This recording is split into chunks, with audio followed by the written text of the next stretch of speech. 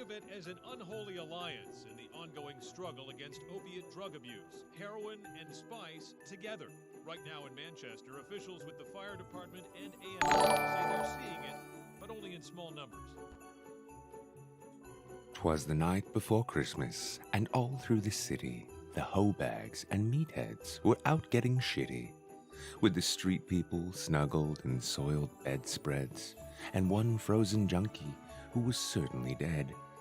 When arose from the alley a calamitous clatter, I picked up my gun to see what's the matter, when what did my bleary and bloodshot eyes see but a spice addict in the midst of a heinous felony? I said, "But it's Christmas," and gave him a Fanta. Dude was tripping so hard, he thought I was Santa. He cried out, "Is it you, Santa, selling blow by the gallon?" I said, "Wrong measurement," and that was Tim Allen. Then back to my tiny apartment in silence, after dispatching the junkie with logic and violence. I sat down on my futon with my 10th or 12th beer, and remembered once more, I hate this time of year.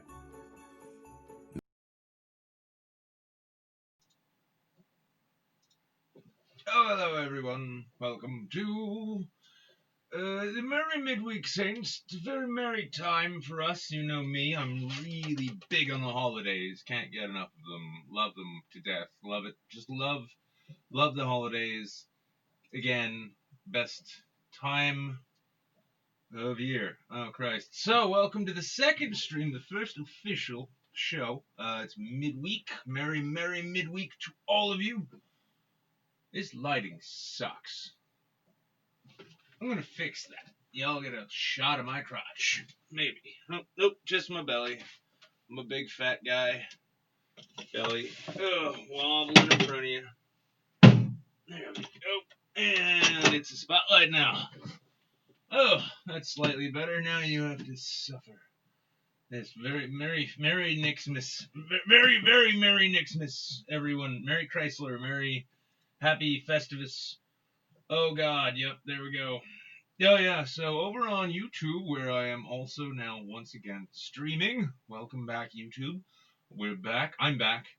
There's no we. It's just me. It's just me now. Solipsism for the holidays is the name of the game. All the same, it's going somewhere with that.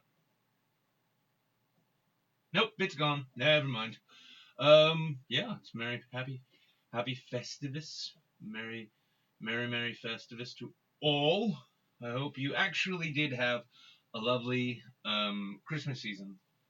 Holiday, whatever. Hope it was good. I really do. Because it generally sucks for a lot of people. And like a lot of people. Not just me, although it does definitely kind of suck for me. But all the same, it's oh God, yeah. It's it's it's a time of year that comes and goes. I've had some thoughts actually on why a lot of people don't like the holidays. You think my main mic is off? Why is it still picking me up through the fucking Oculus? God damn it. There, that should be better. What the fuck? I already reset that like twice. Gah.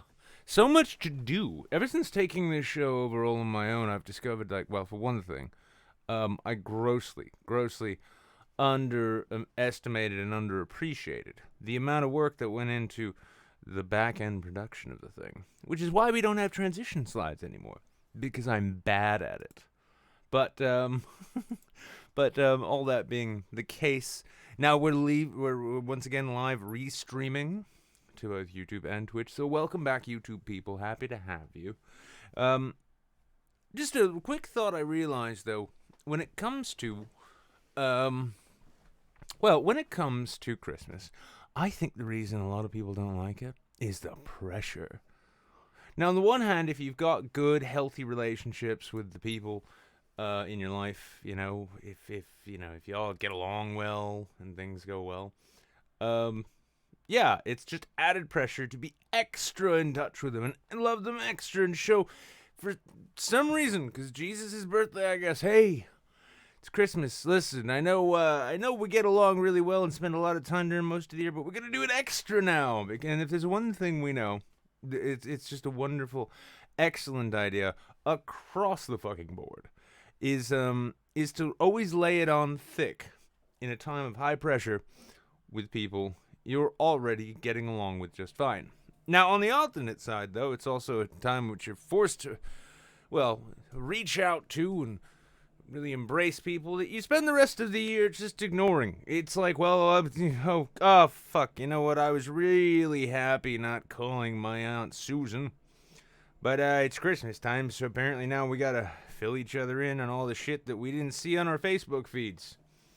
Now, I didn't want to it's not just about those, because I'm not one of those people. I don't have people anymore. Used to have people. They're gone now. Just me now. It was a long time ago. It was a bad day. Bad things happened. All the same, if you're alone, it's a reminder. It is a reminder of that. And it's made even worse because the casual acquaintances in your life make that extra effort to really reach out to you and, I don't know, say, hey, I hope you have a great holiday. Say, why? Why do you hope that? I just want it to be over. But all the same, the long and short of this little diatribe of mine here is basically just that the holidays suck because it's nothing but pressure. Nothing but pressure. You got to get the right gifts. Got to call the right people. Got to get cards for everyone. And you know nobody gives a shit about cards. This is the funny paradox to holiday greeting cards in general, is that on the one hand, when you get them, you're like, oh, that's so sweet. And you do what? You put them aside. Maybe you hang them on your fridge. But you put them aside. You put them in a drawer. You put them somewhere out of the way because, again, it's a bit of cardboard, manufactured probably by Hallmark. And so you're like, well, isn't that sweet? And you hold on to it just long enough so that you feel that you honored the sentiment to it before you find it in a bin, find it in your drawer, find it in a stack of other cards. You're like, oh, yeah, that's right. I'm going to get rid of this. Now, everyone knows this because everyone experiences this. There's a small handful of people out there, I would say, who give a shit about, oh, this is live, Samson. This is live. This is all live. There's a little bit of a delay to YouTube, a little bit of a delay to Twitch, but it's as live on both platforms. But yeah, everybody knows no one cares about cards. Yet we still give them to each other. Why? Because we're press ganged into it by Hallmark. That's right, those degenerates over at Hallmark who want us getting all gay married and stuff or something like that. But all the same, we all know nobody likes cards, but we keep buying them anyway. It's almost like it's a game. It's like an annoyance game. It's like, I know how much I hate cards. I hate Christmas cards. These things are terrible. Here, I'm going to give them to everyone and tell them I love them. It's devious. That's right. Because everyone knows Jesus was not born in December. I don't even think December existed at the time. Maybe it did. I'm not a history buff, but what I do know is that if there's one creature in the ether who genuinely loves the ecological, financial, and personal plight that is posed to us by greeting cards, it is none other. Oh, do you want to guess? That's right, his name is an anagram for Santa. Where do you think Santa came from? Santa brings you those cards with the gifts. That's right, it's Satan. Red suit, horned creatures, defying God's physics by flying through the air. That's right, Santa Claus. We've cracked the code here, folks. We've cracked the code unquestionably. We've cracked it. It's done. Santa is the fucking devil. But it's a good thing none of those things exist. That's good. So, that being the case, merry, happy Christmas time to you. Hold on a second. I'm going to invite Anna Hot Hearts right now on Twitch and YouTube. Merry Midweek. That's right. Gotta wish everyone a merry midweek. In fact, from now on, let's just if you're a devotee, if you're a lover of this show, let's just go ahead and agree that from now on, everyone will wish everyone merry midweek instead of merry Christmas, because you know why? You know why? Because Christmas is racist. I've got nothing to back that up, but if there's one thing I've learned in my time on the internet, you can just say shit like that, and it will land. And fly. And then land again at the same time. It's amazing. Meme magic is real, y'all. So let's take a look at some chatty chats here. Let's see what's going on. We're going to pop over to YouTube because they're the new, they're the welcome back crowd. It ain't Dragon. He just got here. He's over on YouTube. That's good. Samson the Manson. Yep, that's right. We are live once again. Family, you and the family are 3,000 miles apart. Well, that makes it more difficult for them to get you annoying holiday cards. Good for you. My name has been Ice as an NYC. Well, listen, if you're in Miami, if you're in California, if you're in New York City, be grateful that you're not in Manchester because, it's terrible here. But we've gone over that. In fact, that was the entire opening segment and promo of the video in the first place. So you're all very well aware. So welcome Ulysses Pizarro, Samson the Manson, Inane Dragon, Aish74, who else? We got Grillin' Pirate Pete, Zordon, Alex, Lettuce Zeppelinus.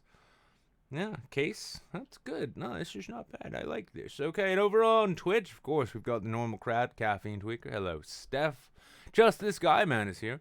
Folks Break Habib is showing up to bring us down with tales of how Eid is better. I don't know, but hello, and I hope you enjoy your new PC there. Habib, it's always good to get yourself something nice. Sir is watching is here. Crispy Gin is watching is here. I just kind of repeated myself a little bit. Phil Oliver Holes, good name, my friend. Well done. Love it. Is also here. Ainsley as well. And let me just take a look. Well, that seems to be about it. So we're doing it's not too bad right now. Got some people showing up. And this is always appreciated, and it's always much, much fun. Phil is... Oh, you're from the YouTube crowd, but you got the Twitch notification first. Word. I personally think Twitch is more fun because I get fewer notices about how I've gotten copyright claims on the videos, which happens every goddamn time.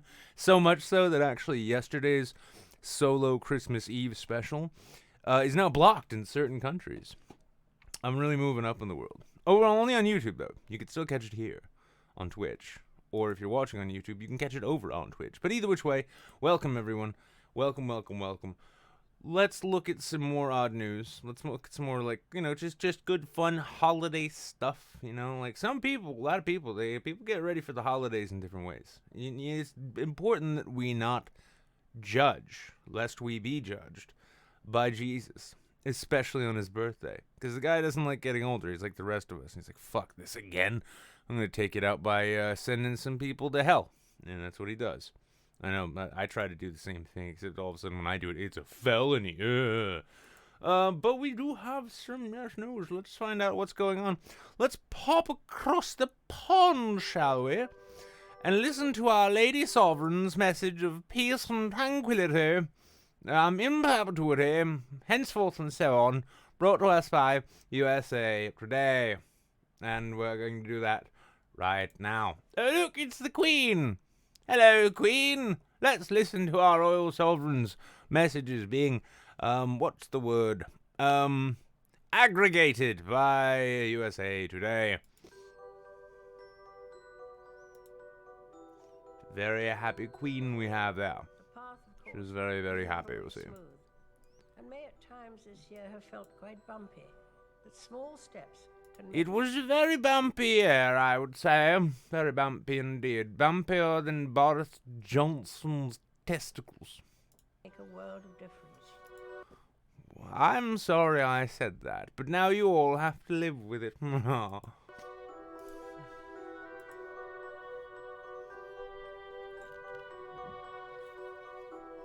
Ah, yes, Reconciliation Day, when the Germans and the English came together in just enough time for the British to say, we don't want to be part of this Continental Congress group with you anymore. Goodbye, we've been at this since the 70s.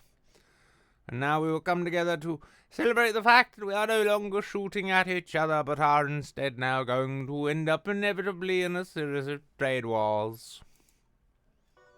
For the 75th anniversary of that decisive battle, in a true spirit of reconciliation. Ah, yes, old British men, holding up well with their platinum and ivory canes. Many of those canes were actually fashioned from the femurs of fallen Jerry soldiers. Carry on, you brave souls. Those who had formerly been sworn enemies came together in friendly Ah, yes, look, Angela Merkel is actually capable of smiling when shot up with enough Botox. Either side of the channel, putting past differences behind them. Ah, yes, look, it's this old fuck back here. He was busy diddling young women not long ago. Ah, yes. It was also trying, for the royal family. It's very good when the prince and the duchess take a break from whatever it is they do. Ginger. Oh no, Prince Andrew, Duke of York, stepped back from royal duties. Wait, no, he was the one, that's right, who were diddling children. Not children, but young girls pressed on him by none other than, well, you know exactly. That's right, that man right there. That poster did not hang itself. Oh, there's a place in hell.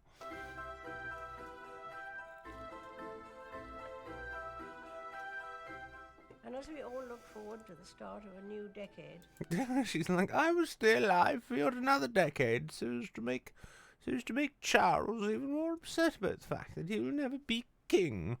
Who wants that shit? Have you seen The Crown? That's right, I had to license the rights to the story in order for them to make that. it's worth remembering that it is often the small steps, not the giant leaps, that bring about the most lasting change. Imagine if Britain had gotten to the moon first. That's one small step for a man, and oh dear, nope, I have to take very small steps now. I'm very much not familiar with this place. It's a bit like Wales. And so I wish you all a very happy Christmas. That's right, live from USA Today. Thank you, Madam Queen. Now, the thing is, though, is that it has been a bumpy ride for our sovereign, Her Majesty. However, it's also been a bumpy ride for this poor douchebag. Bottle gobbled up by a man's anus when he tried to scratch an itch. This is why you don't have an empire anymore, England. You're all too busy scratching your buttholes with bottles. Oh, at least it wasn't like a... I don't even care. That looks like a soy sauce bottle. And that thing, you never want one of those stuck inside you if you don't have to have it put there. The man, 60, who is not being identified, there's a shocker, insisted that he was trying to scratch his anus with a cologne bottle when the cologne bottle was gobbled up inside of him. He was bullshit. He was just trying to make his farts smell like Chanel No. 5. Everyone knows this. Oh, yes, just makes it sound so much better. Is my bum gobbled up that old cologne bottle? That's right, I was just trying to scratch my arse. And the thing is, I was in the middle of making my Christmas ham. And I didn't want to go getting all my, little poop particles all over my lovely ham. So I just used this here cologne bottle to scratch me butthole a bit. He eventually went to the hospital, when he told doctors he had a pain in his abdomen. They investigated, and when they got to the bottom of it, delicious pun, they found a 2-inch wide bottle firmly lodged in his posterior. This is quality reporting by Metro UK.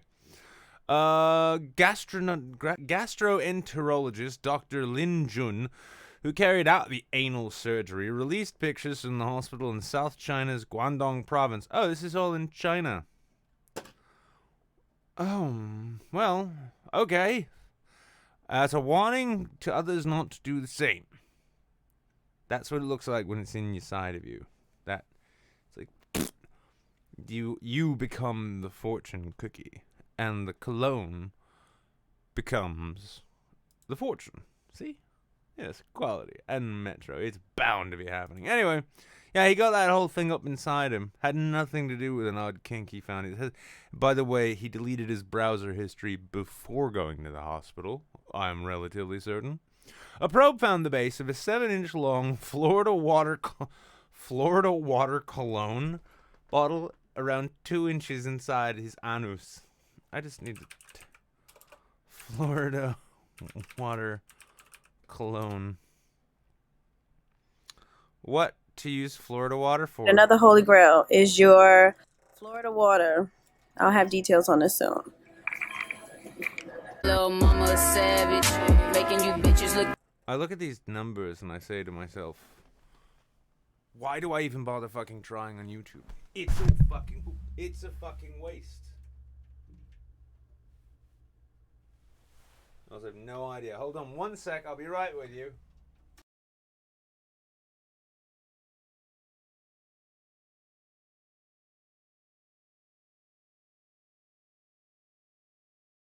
I think that should be better. Let's find out. If she want it, she can have it. But she can't throw with the baggage. If she throw it, I'm sorry. I know. I'ma catch it. If she throw it, I'ma catch it. Hey you guys, it's Anaya, aka Hey you guys. Unfollow. Voted down. You look plastic. Anyway, let's have a little look-see. Murray and Lehman, Florida water. He stuck this up his arse. In fact, I think you guys know what this calls for. Yep. Let's finish the article, then we'll get back to it. The entire glass bottle was inside. Oh, wait, hang on. Dr. Lin said, the patient told me my abdomen hurts. There's something inside. I can't poo or fart. The entire glass bottle was inside his rectum. I could feel the bottle under his abdomen. He said his anus was itching. I said, I'm not paid enough to deal with that for you. He said, okay. He said I was very uncomfortable, so I bought a bottle of Florida water and began scratching the itch. Wait, so he went out to get the bottle specifically to scratch his anus.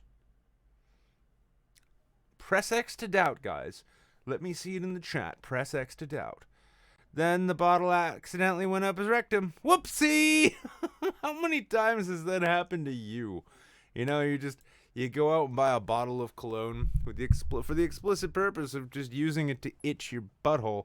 And then whoopsie, your ass eats the entire bottle. Damn it, I wish I had TJ Kirk on as a guest right now. We'd have so much to discuss. He added, it is better to seek medical attention and let a doctor help you than attempt to resolve similar conditions by buying tools and such things. Are we talking, what are we talking about? Is he talking about it was better to seek medical attention and let the doctor help him extract the bottle from his ass, which he was using to itch in his anus? Or is he saying that if your anus itches, you should just go to the doctor? Because if that's the case, then I can in no way vote for Bernie Sanders and his public health care program, because I know my ass itches all the time, and if I could just go up to the doctor's office and have somebody itch it for me with real medical tools, as opposed to like, what, a Cholula hot sauce bottle, my ass itches. Oh, let's get this going. Oh, shit, bottle's gone. Fuck, what happened? See? Can't have that. Just kidding. There we go. Got the bottle back. It's all good. These toothpicks, my dude. In August this year, another patient had the same issue with the same brand of cologne. Huh? No, I'm sorry. This last paragraph here is really throwing me for a loop. In August this year, another patient had the same issue with the same brand of cologne.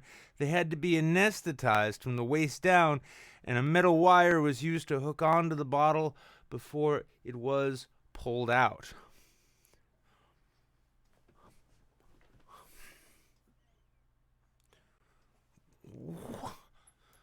Let's take a look at this and see. Is there anything? Listen, I know we've got all kinds. I've got a very diverse audience. I've got straight people, gay people, trans people.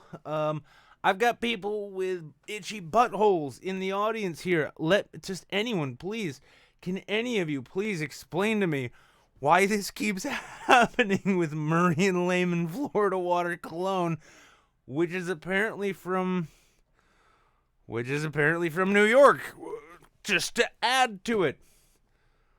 I'm going to give you all a minute to ponder this over and ask why. No, in fact, no. You know what? Let's pump the brakes on that. Do not spend any time on this Christmas night asking why Florida Water, non-copyright Chinese lavender baby cologne. Is it a thing? Samson, why do you know so much about these? It's the shape of the bottle. It's perfect shape for insertion, and the lid looks unsharp. Well, you know what this calls for, guys, right? You all know what this calls for. Oh, you're from Florida? I thought you were from China for a second. I'm like, no, we know all about this out here in Xinjiang province. Nah, it's a common thing. Basically, like, we had a public works project a while back in which we basically fashioned a bunch of these bottles to park benches in case anybody was bored. Ow! I can still do it. By the way, for those of you who are new to the show or coming back to the show, I sliced my thumb open recently, and so I'm still getting used to it.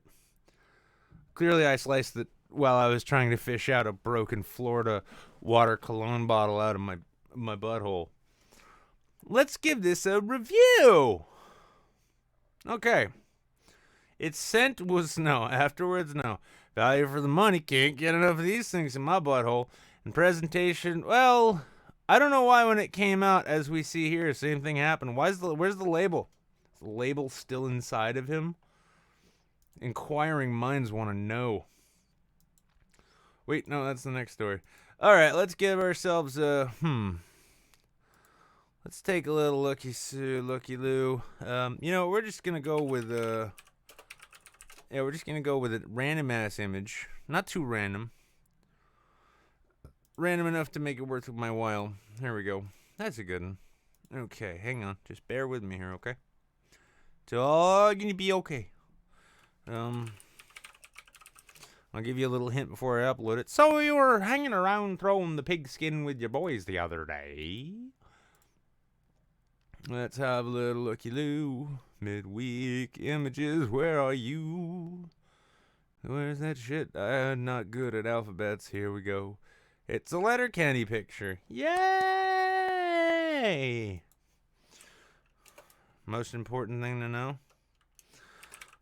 The bottle will come out, but the label will remain.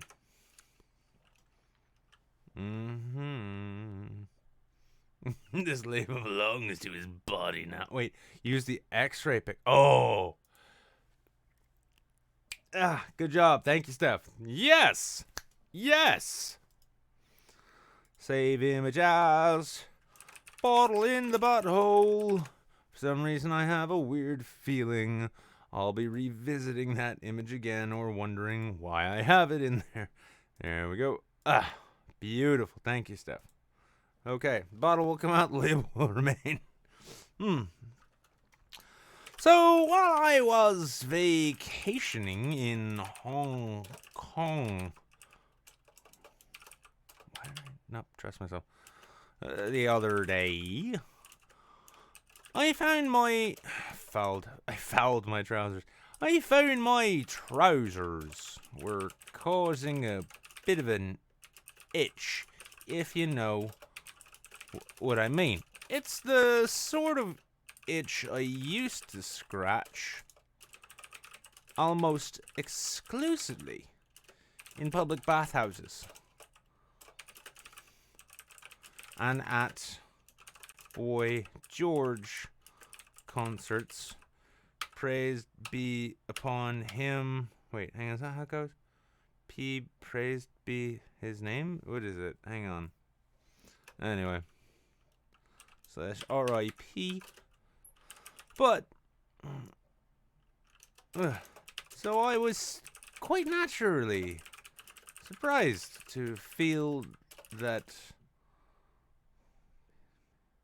I'm really bothered by that, though. How does that go? Habib, tell me. With the the whole like a la PB and J, whatever they say.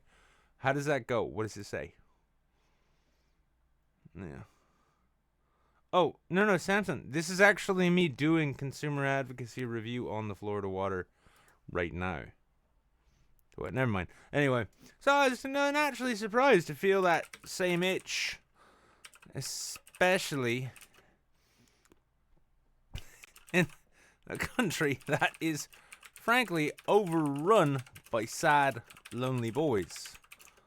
That's sort of my bag. My stock and trade, as it were. Never mind. Back to the cologne. Now, in addition to this itch, I also found that after a trans-Pacific flight that my bottom side smelled a bit off. A bit like old garlic left in the sun just next to an open tin of marmalade. There we go. All the same, popping into the nearest Walgreens, I found a bottle of this colon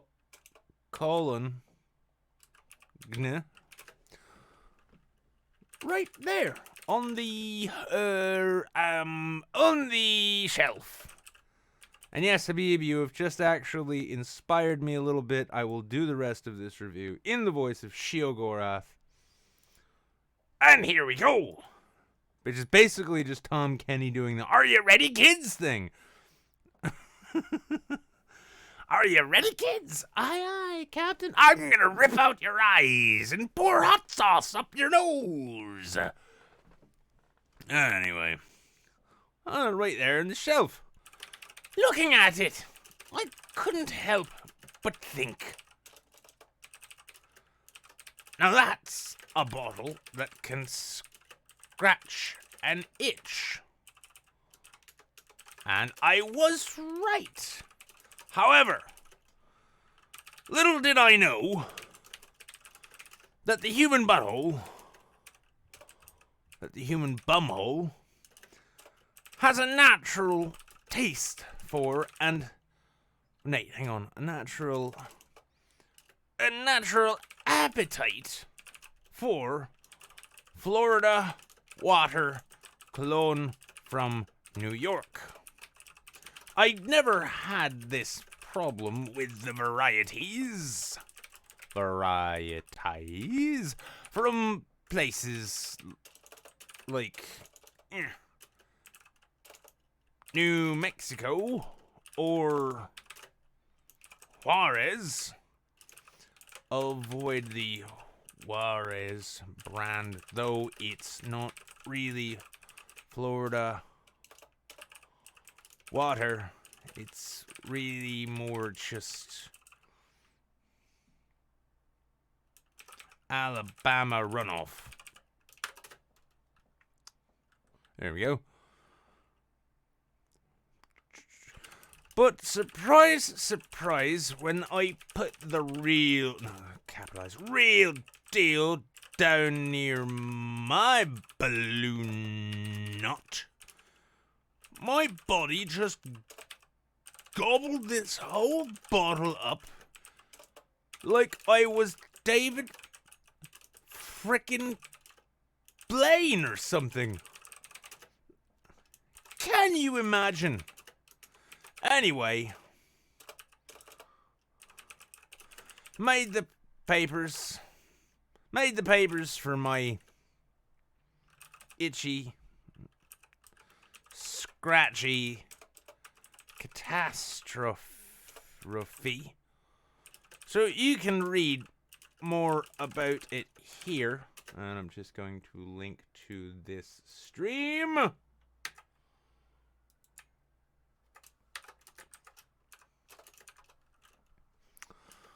But in the meantime, I'd say make sure the reserve label, make sure when the doc pulls the bottle out at last and you notice the label is gone, brag to your Instagram friends about how you have the most retro decorated lower intestinal tract on the block. Much love.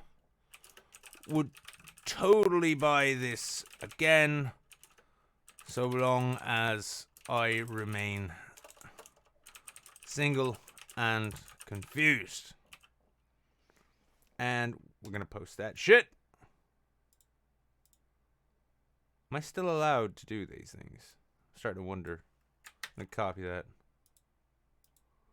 They're not letting me do it. Why are they not letting me? I wanted to do some bit to review. Oh, wait, I gotta give it the star rating. It's a number 2. Number 2. Right up the bum. That's where they go. Both them fingers and that bottle. Good stuff. Anyway, so that's the thing that happened. And they don't even have a fucking comment section. Fucking pussy-ass metro.uk. Well, you know what? So we've had Queen Elizabeth, our sovereign, offer us her best wishes for the new year. And then we just found out that this guy finished out his year by getting a bottle of cologne accidentally stuck up his butt because his butt was itching. What else we got? Oh, that's right. Blind Mystic Baba Vanga. Predictions for 2020 after foreseeing 9/11 and Brexit. Bulgarian mystic Baba Vanga is causing eyebrows to raise more than 2 decades after her death at 85 with a string of gloomy predictions for the year ahead. What's this video say? Seen it? No, but it looked impressive when I saw it on the Today we made the decision to suspend. Nothing to do with what I'm reading about. The blind mystic who was said to have predicted 9/11 and Brexit has foretold trouble and darkness for the years ahead. Bulgarian-born Baba Vanga. I want all of you to just take a moment and say that in that exact same way, that excited way. Baba Vanga. Baba Vanga. It's fun. It's just good stuff. All the same. Bulgarian-born Baba Vanga has been dubbed the Nostradamus of the Balkans for predictions. Despite dying 23 years ago, those with a keen interest in mysticism continue to revere Baba's work, which some claim can look forward to 5079, the year she believes the universe will end. Fuck you, physicists, guys. Fuck you to death and then some. Right before her death at the age of 85, she made a series of predictions about the year 2020. The most startling revelation is that Vladimir Putin and Donald Trump's lives are in danger. Oh, it continues, good. The Russian president could reach the end of his mortal coil thanks to an assassination attempt made from within the Kremlin. It will be Mitch McConnell, surprisingly enough. Almost as dramatically, the U.S. president will fall ill with a mysterious illness, which will leave him deaf with a brain tumor. Ha ha ha! He's already tone deaf, and his brain's clearly got something going on.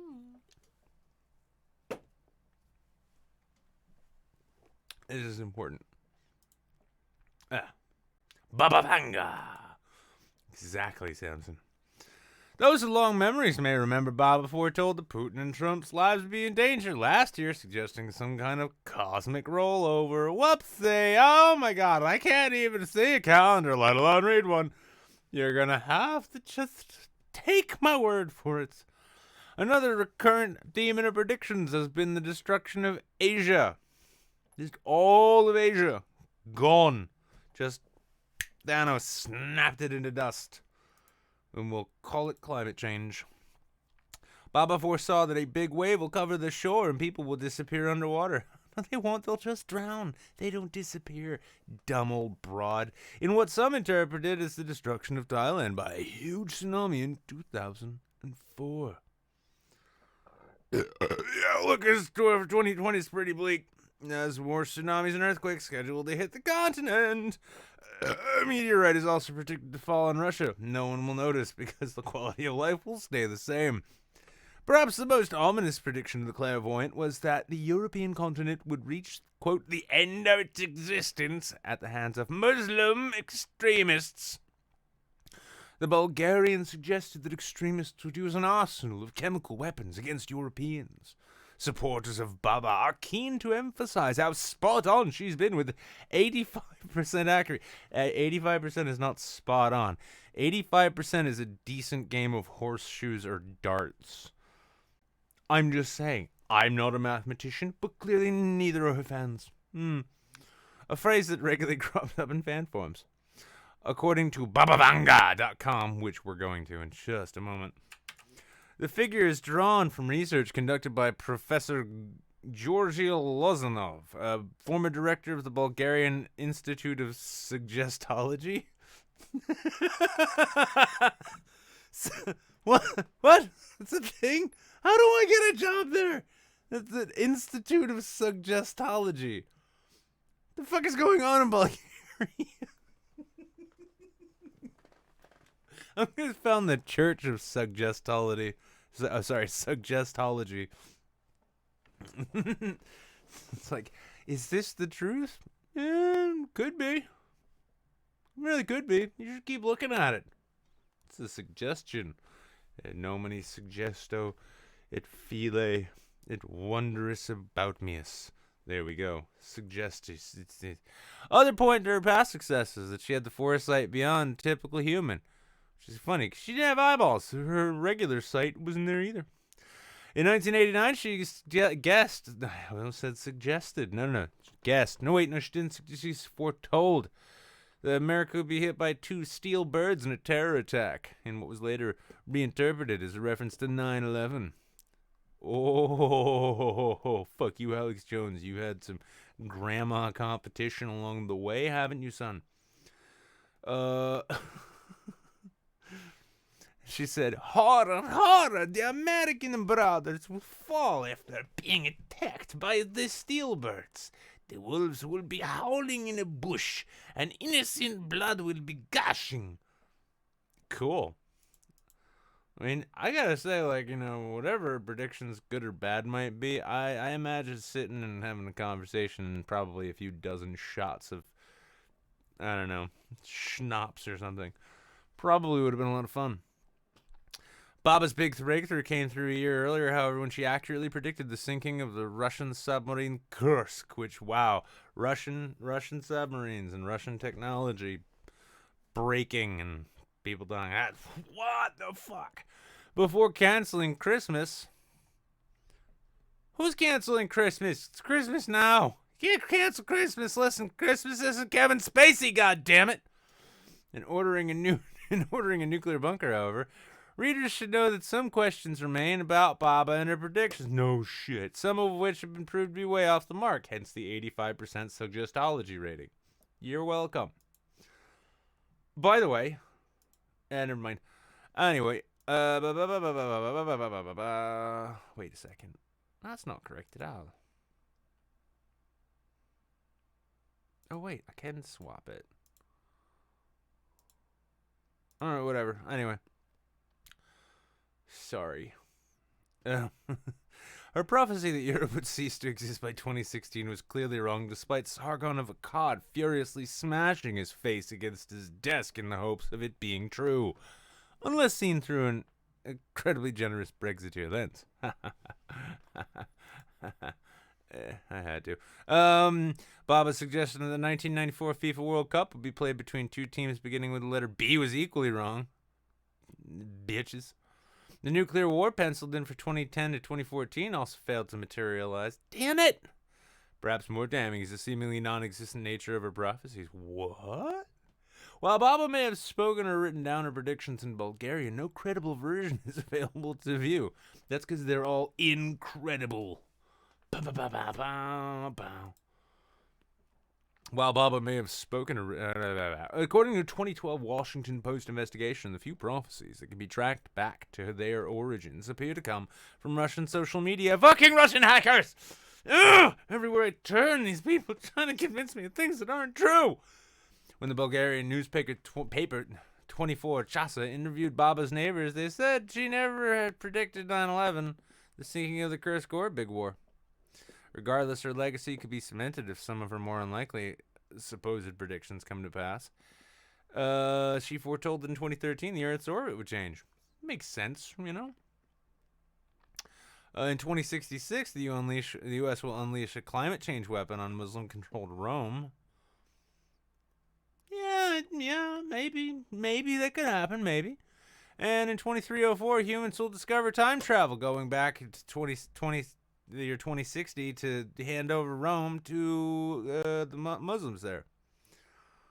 I thought I'd there we go. Oh, I did establish an account on this one. That's fun. Anyway, we're going to fly through the rest of these, and then we're going to get to it. Now, as always, and this goes for you guys, you bastards over in the YouTube especially, because this is all new to you, maybe. I don't know. But if you use that link, you can actually join the Discord, jump into the waiting room. That's the link I just gave you, and I'm going to pop it back into Twitch, too, in case there's new people here. Hop into the waiting room in a little bit after I get through these last few articles, and then go have a cigarette while I play an ad roll or something. Usually Larry Kubiak shows up and throws Japanese metal at me, but I think he's off for the holidays, so. But yeah, you jump on into that waiting room, and you can actually be part of the second half of the show. We'll just hang out, talk, shoot the shit. If you got some articles, something weird you want to discuss, you come on in. And as of course, and always of course, we do here, by we I mean me, and by me I mean this guy, always do appreciate your support for this show, the work we do. So if you are so inclined, you feel like you want to throw some holiday love my way, want to give me a nice little monetary Christmas present, you go on over to Streamlabs there. The link is now in the chat. You can throw money at me there, and I will take that money and spend it on goods and services. This has been your public service announcement in respect to giving me money. Let's move on. Now, who doesn't love good Trump news? That's right. Well, Trump campaign encourages supporters to confront their snowflake relatives. He launched a website. Let's have a look at that website. Baba Yaga. Look at this. It's a whole website. It's a whole website. It says snowflakevictory.com because, that's the thing. I want you to take the cringiest, most awful shit you can think of that exists on the internet right now. Like the cringiest wannabe hardcore revolutionary political Ben Shapiro fucking Hassan, what's his name? Piker Hassan bullshit you can think of. And realize that the worst of that will eventually become mainstream politics a lot faster than you're ready for. Let's have a little looky-loo here. How to win an argument with your liberal relatives, according to the Trump. The economy is strong. Is this a hyperlink? Maybe. I don't know. Let's see. Nope. Just opens this shit with this woman talking. What do you got to say, honey? We're enjoying the hottest and strongest economy this country has seen in 50 years. Oh, I'm liking that. Cool. Okay, it's important to enforce and build the wall. Hang on. Now we got this chick's talking again. Since day one, President Trump has been clear on this issue. Baby girl, your green screen game is fucking tight. I gotta just let you know that. Oh, baby girl. Oh, baby girl. That green screen game is tight. Cool. This just keeps going on, too. This is a great thing about it. Okay. I'll be honest with you. Hey! I'm kind of retarded. There we go. Look at that. Look, $10 reduce from the Phil Oliver Holes. $10 reduce saying, here's a start on getting your goods serviced. Exactly. Now I can afford even more bottles of Florida water cologne. I've got 4 of them inside me right now. Florida cologne. How many can you fit? Other countries are finally paying their fair share, are they? Some liberals seem to think it's a big deal if people... Hang on, holy shit, you're not the same hot blonde from the other hot blonde. If people in other countries... Hang on, holy shit. Hang on, hang on, and holy shit. This is a different blonde.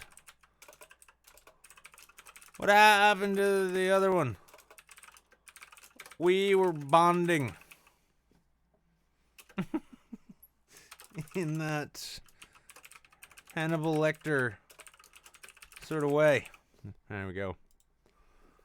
This blonde is hotter, that's true. Countries get mad at President Trump.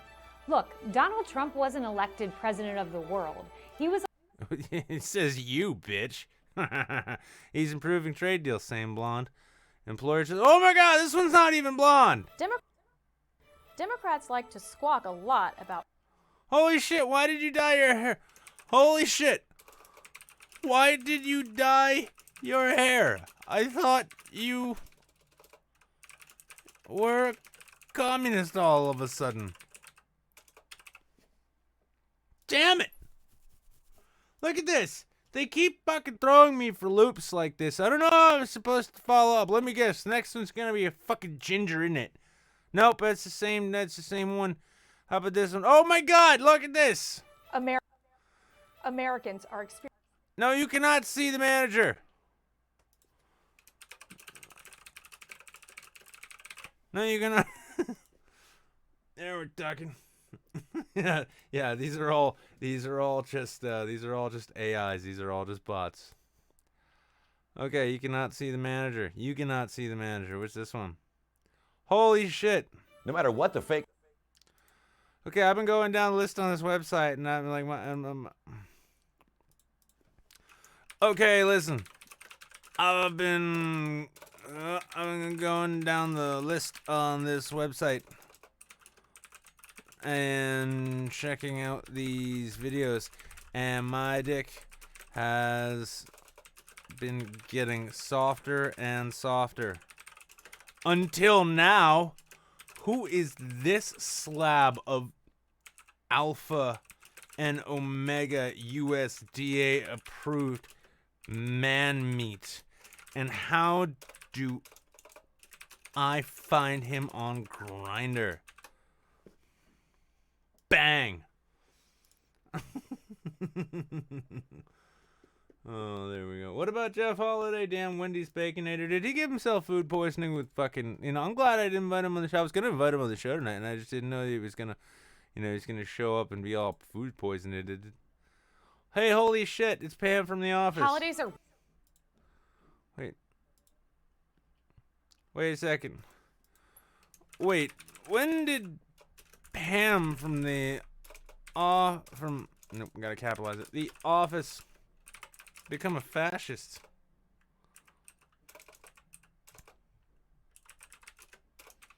I know, everyone's like, you can't just use that word. I can, especially because it's funny. Also, what's this about? Yeah, what's this one?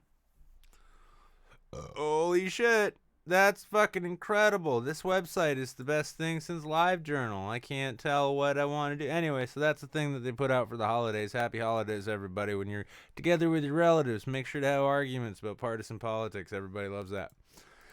Police searched over for, like, this guy has lizards. Lizards! Oh my god, these fucking kids keep writing to Santa expecting free shit. Fucking vote for Elizabeth Warren if you want that. Police in Massachusetts are searching for the owner of several lizards that were found abandoned in cages on the streets. Now, they were placed there. The Staunton Police Department posted photos of the reptiles on its Facebook page and asked for the owners to claim them. Have you ever walked down the street carrying your lizards in a cage and put them down for a second, maybe to update your Facebook page or scratch your nose or something? The post read. The department also tweeted photos of the lizard. Lizards for public health. There's free lizards in Staunton, Mass. I love it.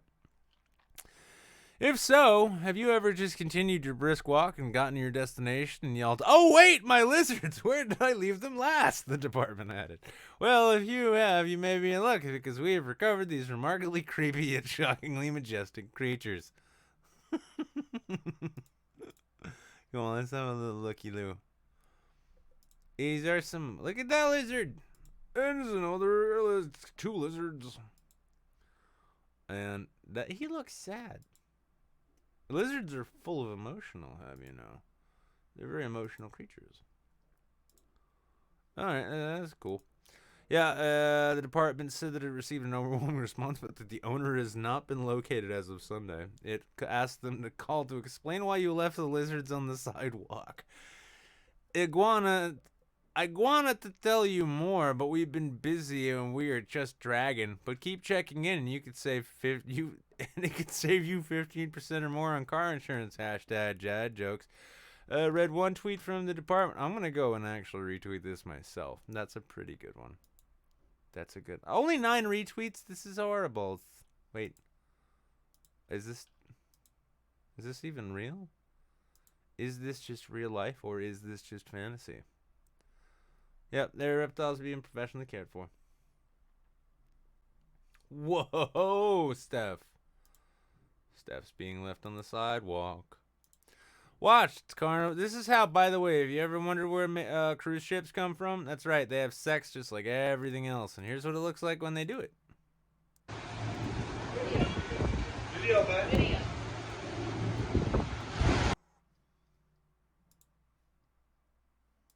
Here goes. Through the windows. So sexy.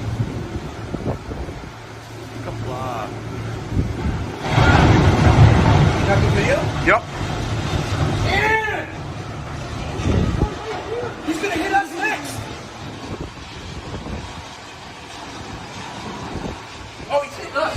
He's gonna fucking hit us. Get your videos, all of you. I'm videoing. You wanna put this on video? Why are you even yelling? Why the fuck are you even yelling? He's crashing into us.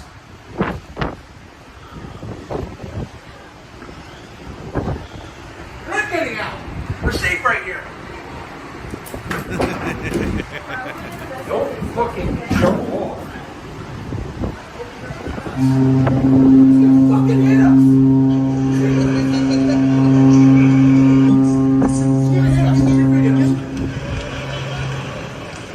Oh my God.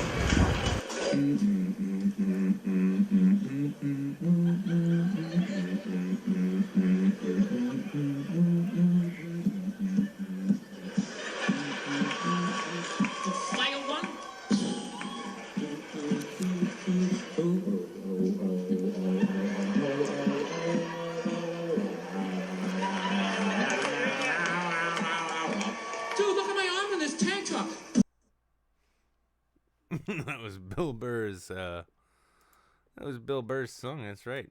Let's just get a little little bit of fucking context to that one. Here we go. Wait, why? I know we had a big bit about it. Where is it? Where the fuck is it? Huh? I don't understand this. Context. It's fucking context. We need a plague. Let's see, is this the one? So I think about the population all the time, as you've been telling on my specials. I'm always talking about it, and I think I got the plan. Because I know, no. Wait till you hear the plan first, because a lot of people are going to die. Before you start hooting and hollering, everybody thinks they're going to fucking make it, right? This is how you do it. Well, this is how I would do it. Okay, first of all, you got to become a dictator. Okay? No. Because it's too late to try to be like, well, hey, man, start chopping some heads. Right? Nope, I thought it was the cruise ship thing. I just know Bill Barr hates cruise ships. Yeah, all the same. Yeah, Carnival Cruise. They had their boats got a little frisky with each other. A little frisky. Little boat on boat action there. Gets me hot. Gets me sweaty. Look at this. Oh my goodness. Look at that. Oh shit. Jesus Christ. It's almost like cruise ships are fucking stupid. But yeah, look at this. They try to just plow inside, and this is what you get. This is what cruise ship gape looks like, by the way, guys. You go, and in fact, I'm gonna go ahead. I'm gonna do this right now. I'm gonna do this. Let's see. Copy video address. I'm gonna download Twitter video. I'm also gonna open up Pornhub. Don't look at my search history, you fucking animals. That's right. Here we go. Oh shit! Hang on. I can't have this up there, but that's fine. I'm just gonna move this over here. Sorry about that. There's a little bit of porn there. That's gonna get me kicked off of multiple sites. Anyway, yeah.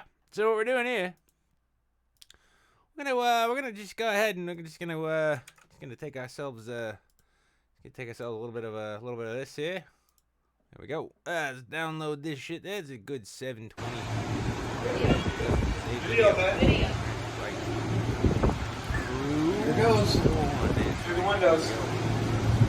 I'm gonna do something I almost never fucking do. I'm gonna log in to Pornhub. Yeah, there we go.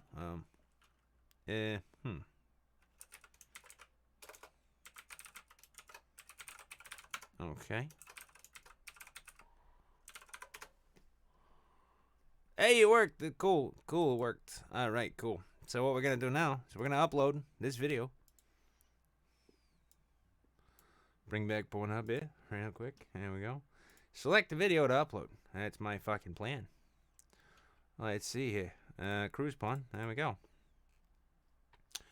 Yeah, that's right. We're gonna title this. We're gonna just title this here. We're just gonna title this shit. Big boats banging like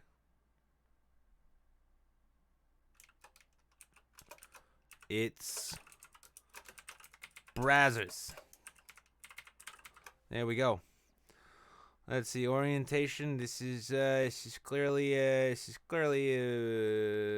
straight video. Yep. The profession. Oh, this is homemade. That's totally homemade. It's gonna be a public video. It's gonna be published now. Let's see. Translate your title. Let's see. We've got ourselves a whole bunch. Oh, there's some squirting going on for certain. I'm sure some shit was smoking. It was pretty rough. It was kind of romantic. It's hardcore as all hell. Let's just say it was hand job, because you gotta be, basically, like, a cruise is nothing more than a fucking hand job of a vacation. Anyway. It's a gangbang. No, it's a gangbang, certainly. Let's see here.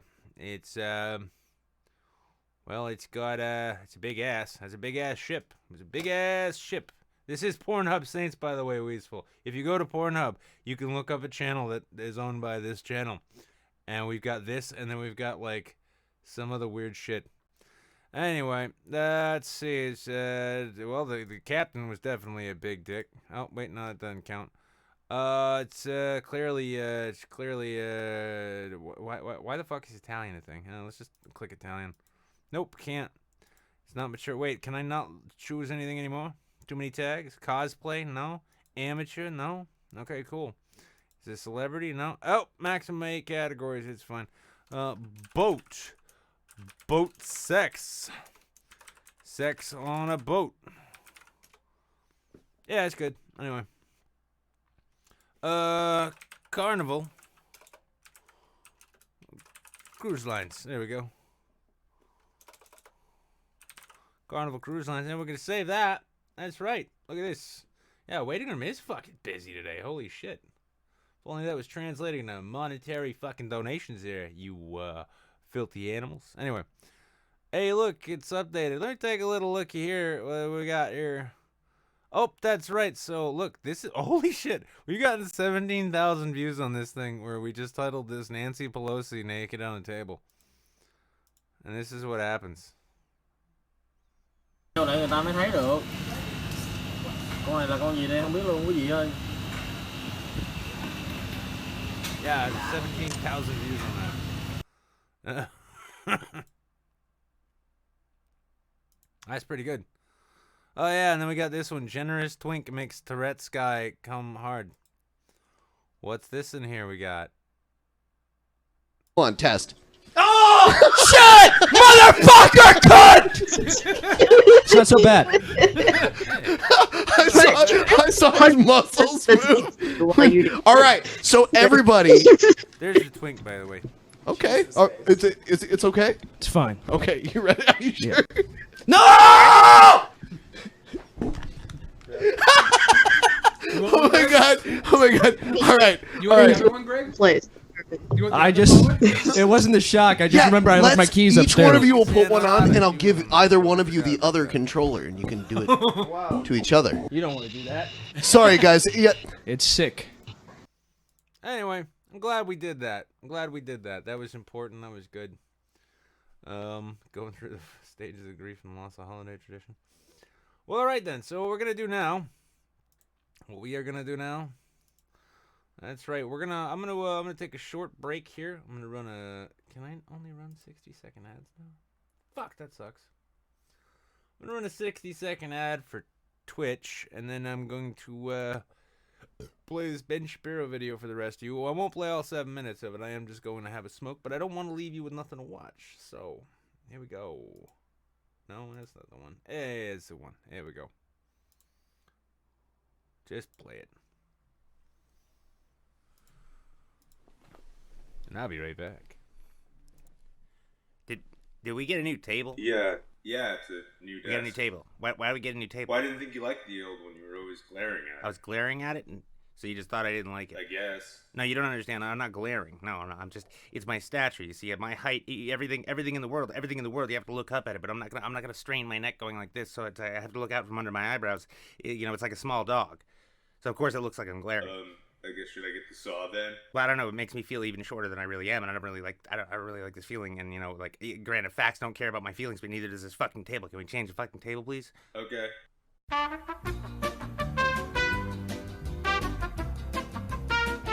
I suppose that's a little bit better. I mean, I would have preferred to saw the legs off of the table, so it would have been a normal height all the time. But I guess some phone books on the chair I'll have to do. So welcome everybody. Welcome folks. We've got a lot of things to talk about today. A lot of just crazy, far out leftist things going on right now.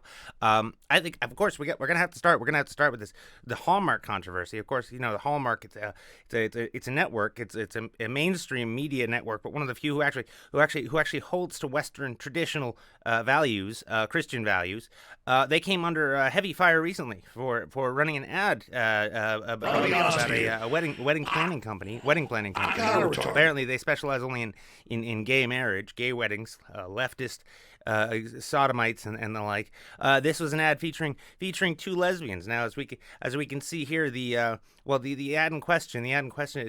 It's basically just a soft reboot of the movie Bound. That's the movie most famous, starring Jennifer Tilly and Gina Gershon, as well as Joey Pantoliano, famous from, of course, Baby's Day Out. And in this movie, a lesbianism relationship emerges, denying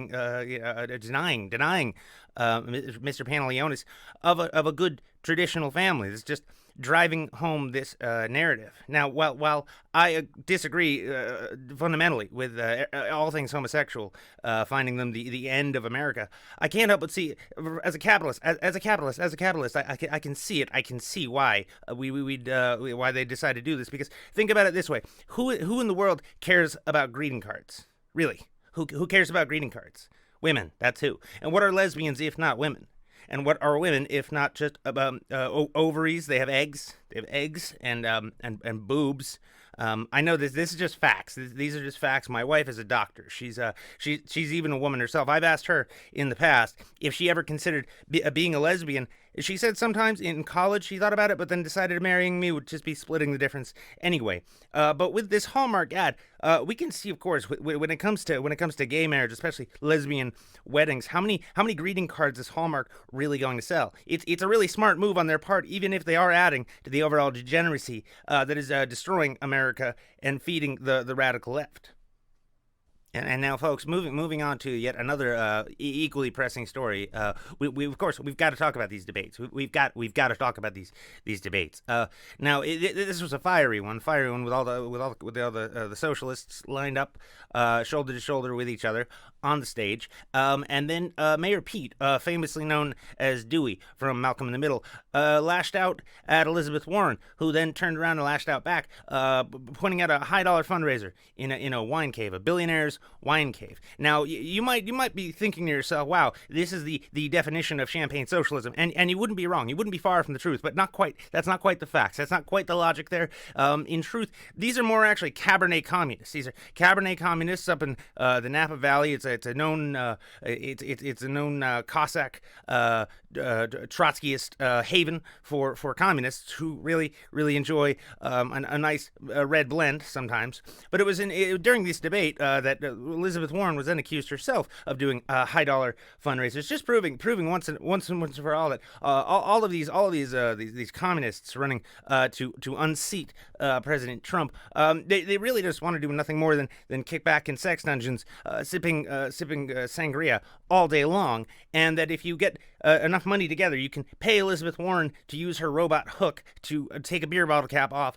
I, for one, folks, I see this is in the bag for Donald Trump. Donald Trump, as we all know, he's a big fan of fast food, and most Americans, well, they end up spending more time at McDonald's than they do communist wine caves. So. Yeah, that's right. That was a phenomenal video by myself. There we go. It's Christmas time again. Everybody can be happy with the snows. So let's just cover a few things I might have missed before we're going to move on to the next phase of this show. An hour ago, Crispy Gin resubscribed to Prime for 16 months in a row. That is 16 months subscribed on Twitch. If you have Amazon Prime and you've got that free subscription, why not go over to Twitch and subscribe to this channel there so I can get money. I like money. Money's good. But also, let's see what else happened. Inane Dragon subscribed on YouTube. Inane Dragon. Hope you're enjoying it over there on the YouTubes. We've got Too Busy Talking. Followed me here on the Twitch place. Once again, Phil Oliver Holes, $10 dues, $10 donation, a wonderful Christmas gift. If you feel like giving me a Christmas gift, you can via Streamlabs, of course. An anonymous gifted a tier 1 sub to Erdania. That's 2 months in a row. One final thing before we move on. If you are actually still looking for a late Christmas gift, let's say there's people in your life you don't, really care as much about as you might like them to think, but you can't go ahead and say that. Well, the thing is what you can actually do. Here, I'm gonna bring up the big, the big one. Oh, it's me, and that got all fucked up. Don't worry about it. It's just a void now. But you can buy a book. I wrote a goddamn book. That's right, I wrote a goddamn book. It's a good book. I've already had a comic made of it, thanks to my friend Dave from Blackpool there. But you can buy this book using this link that I posted there right now. There you go. Buy the book. It's a good book. It's made of paper. Smells like literature. And facts and logic. The book is full of facts and logic. Buy a copy for yourself. Buy a whole bunch of copies for your whole workplace. Be like, hey, don't ever say I didn't get you anything for Christmas, and you just throw it at them. 'Cause the thing is, it's nice solid spine to this. If you give it a good go, that annoying douchebag in your office, yeah, that's right. They can actually suffer significant injury as a result of it. Multi-purpose. See? Good stuff. Hurry. Whoa. How about that? Look at this. Okay. And before we move on one more time, well, we got one more thing to go over, but Anonymous donated $100 reduce. Good goddamn. That is a generous donation. And promotes this to, God help us, what is this? Okay, well, let's bring it up here. Let's take a look and see what our friend, our anonymous donor, $100 reduced, thank you, homie, has gifted us to watch now. Let's take a look.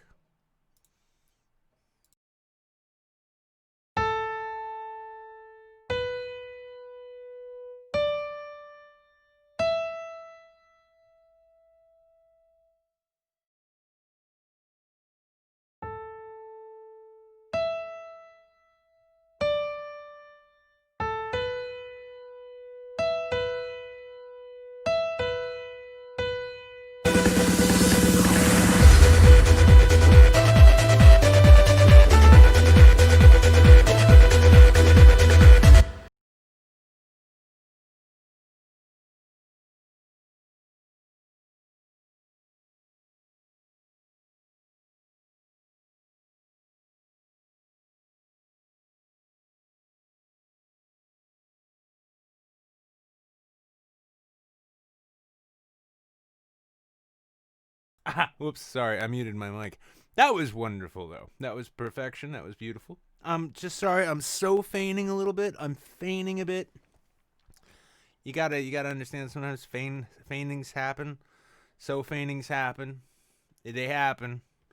It can't always be helped. It's okay though. So here's the thing: for you people in the YouTube, there, jump on, use that link to get to the Discord. And for you people in the Twitch, guess what? Same link. That's right. And y'all can just jump in the waiting room.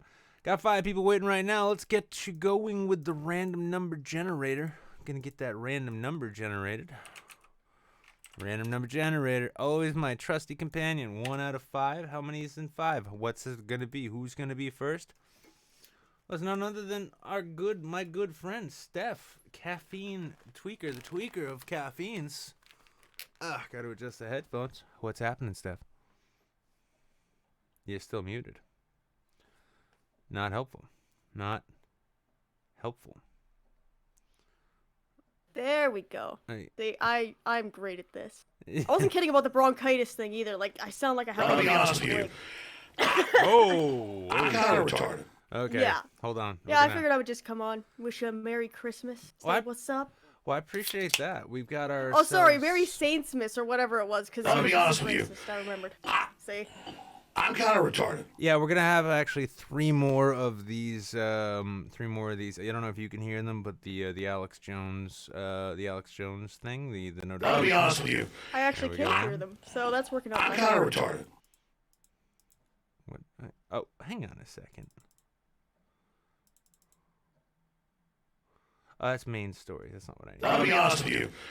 I'm kind of retarded. There we go. Are we done? No. We got, I think, one more. Fair enough. Yeah. Anonymous gifted 5 subs. I'll be honest with you. Anonymous, quote unquote. Mm-hmm. I'm kind of retarded. I wonder who it could be. Ooh. So Crazy Bumpered got tier 1 sub. Oh, and there's another one to go in a weasel. I'll be honest with you. Yep. Here we go. I'm kind of retarded. It's fucking Christmas time, everybody. You're all getting gift subs. Devlin 100. That's 1 month at tier 1. 1 month for Sabriel at 1 month tier 1. India 636. That's 2 months at tier 1. And of course, everybody's favorite prize fighter, Tonkasaw, is now has himself he's got gifted a sub to this channel. This channel, which my live show continues to entertain, continues being a live show worth watching. I'll be honest with you. Ah, Jesus Christ. I'm kind of sure retarded. Tonkasaw is a huge fan of the show. He is a huge fan of the show. I mean, like, he loves it. But Scupper the Fox got 2 months in a row tier 1. I think somebody's just going down the list right now and just being like, who's not subscribed? Somebody, quote unquote, again. I think my headphones are dying. Guys, everyone in the chat, let me know if you're hearing any kind of weird fuckery in the audio when Caffeine Tweaker talks. If it's just me, it's fine. No, it's. I've had this problem before. Let me just see if anybody responds to let me know. I was stunned into silence. I forget YouTube's a little behind. So everyone says nope, nothing. Okay, so it's just in my end. That's cool. I'm gonna try. I'll be honest with you. Oh, Jesus Christ! I'm kind of retarded. Good goddamn. Be right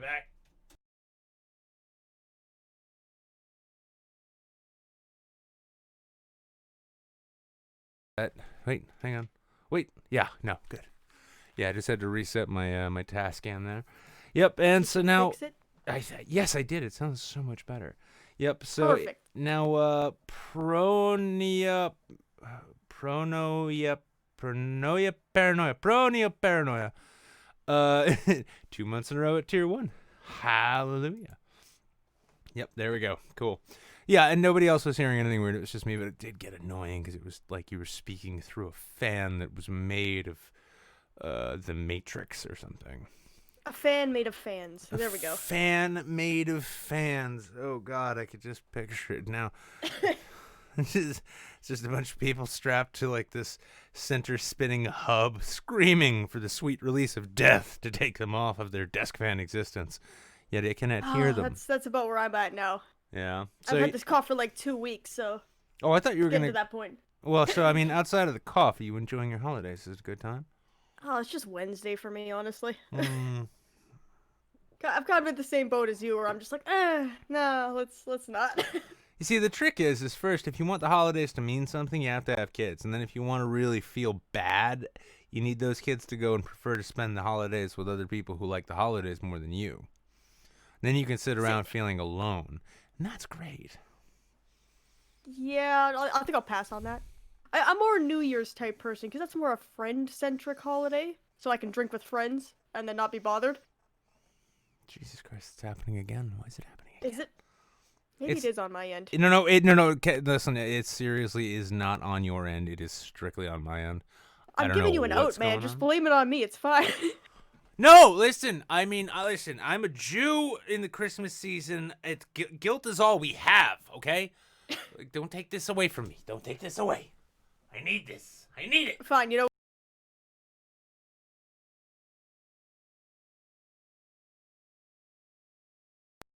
That's the last time I'm fixing it. Now you're muted. Okay, well, this is my show now. I wasn't muted. I'll be honest with you. I just turned off. I'm kind of retarded.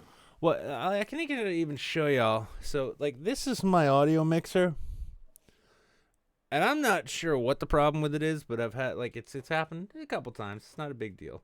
It happens occasionally. Yeah, that thing that came to me, that was actually a gift earlier in the year from one fucked Canuck, who is himself he's an audio engineer. He's a studio producer guy. And he's like, yeah, he like showed me the tech he put into his own studio, and he's like, yeah, this is what I'm using. I literally have nothing to do with this thing. Do you want it? Like, please and thank you. And this was shortly after, because this has been kind of a rough year for me. I know I'm kind of infamous for like just bitching and moaning about when shit sucks. I've tried to tone that back a little bit. But yeah, pretty much all of my local friends are gone now. And one of them was the bass player audio engineer guy who, like, he threw a bunch of gear that he didn't need and wasn't using at me. And he's like, here, you use this. And I didn't ask for it. I'm like, thank you. That's really awesome. And then months later, he's like, oh, no, that's a loan. You owe me. Like, I don't know. What I've heard of New Hampshire, that sounds about right. No, it's pretty fucking, yeah, it's absolutely typical. Like, one of his other, like, friends who had been in and out of bands with for years, he's like, oh, you need microphones? And he's like, come with me. And I'm at the bar one time when I meet him. He's like, oh, yeah, no, I saw what you do for a living. Here, come out to my car with me. And he just hands me a small pile of microphones. And he just tells me, he's like, yeah, I don't use these anymore. You could totally use them. They're not the best, but I think they'll do. And then I got him, and then apparently, like, he started just going around fucking town or something, being like, oh, no, he just like figured he'd steal my mics from me. Doesn't know that they're a loan and that he owes me. Like, wow. That's kind of people. So at least we're not sad that one moved away. Oh, no, he didn't move away. He just fucked off. He just fucked off into incel. He just fucked off into angry incel land. It's just funny to me because, like, I was talking about this with Canuck one time, and he's like, what? Are these bass players? I'm like, well, one of them is. Like, I fucking knew it. Fucking bass players. Like, I didn't know that was a thing. He's like, yeah, no, he's like, nah, it's fine. Listen, I'll pack up a mic and a Tascam and some cables. Anything else you want? Because I got a lot of this shit and I need to get rid of it. I'm like, sure, yeah, cool, all right. And yeah, Moral this of the thing's story: been a fucking dream. never trust bass players. Exactly. No, well, actually, no. I've discovered you can trust bass players if they've always been bass players, but bass players who previously were lead guitarists you can never trust because they've never gotten over the fact that they had to step back on stage. Oh, it makes sense. Yeah, see. Now, Mickey Ficky just tossed 500 bitty bees. Thank you, Mickey, for that. And just this guy, man, donated $1. Was going to be 100, but 0 key is missing. Damn! Nice why didn't you save. just give me why not $111 then? That could have worked. I can math on a keyboard like anyone. Listen to me. I belong in the Senate. Yeah. But thank you for that, this guy, man. Thank you, Mickey Ficky, as well as once again, thank you to Anonymous for gifting all of those subscriptions. That's over on Twitch, by the way, YouTube people. I know you guys love your YouTube, but I'm just gonna say, streaming on Twitch, it's a lot more fun. Namely because nobody decides all of a sudden they own all your shit. That's right. Like, I'm still waiting on the day. We get fancy emotes on Twitch.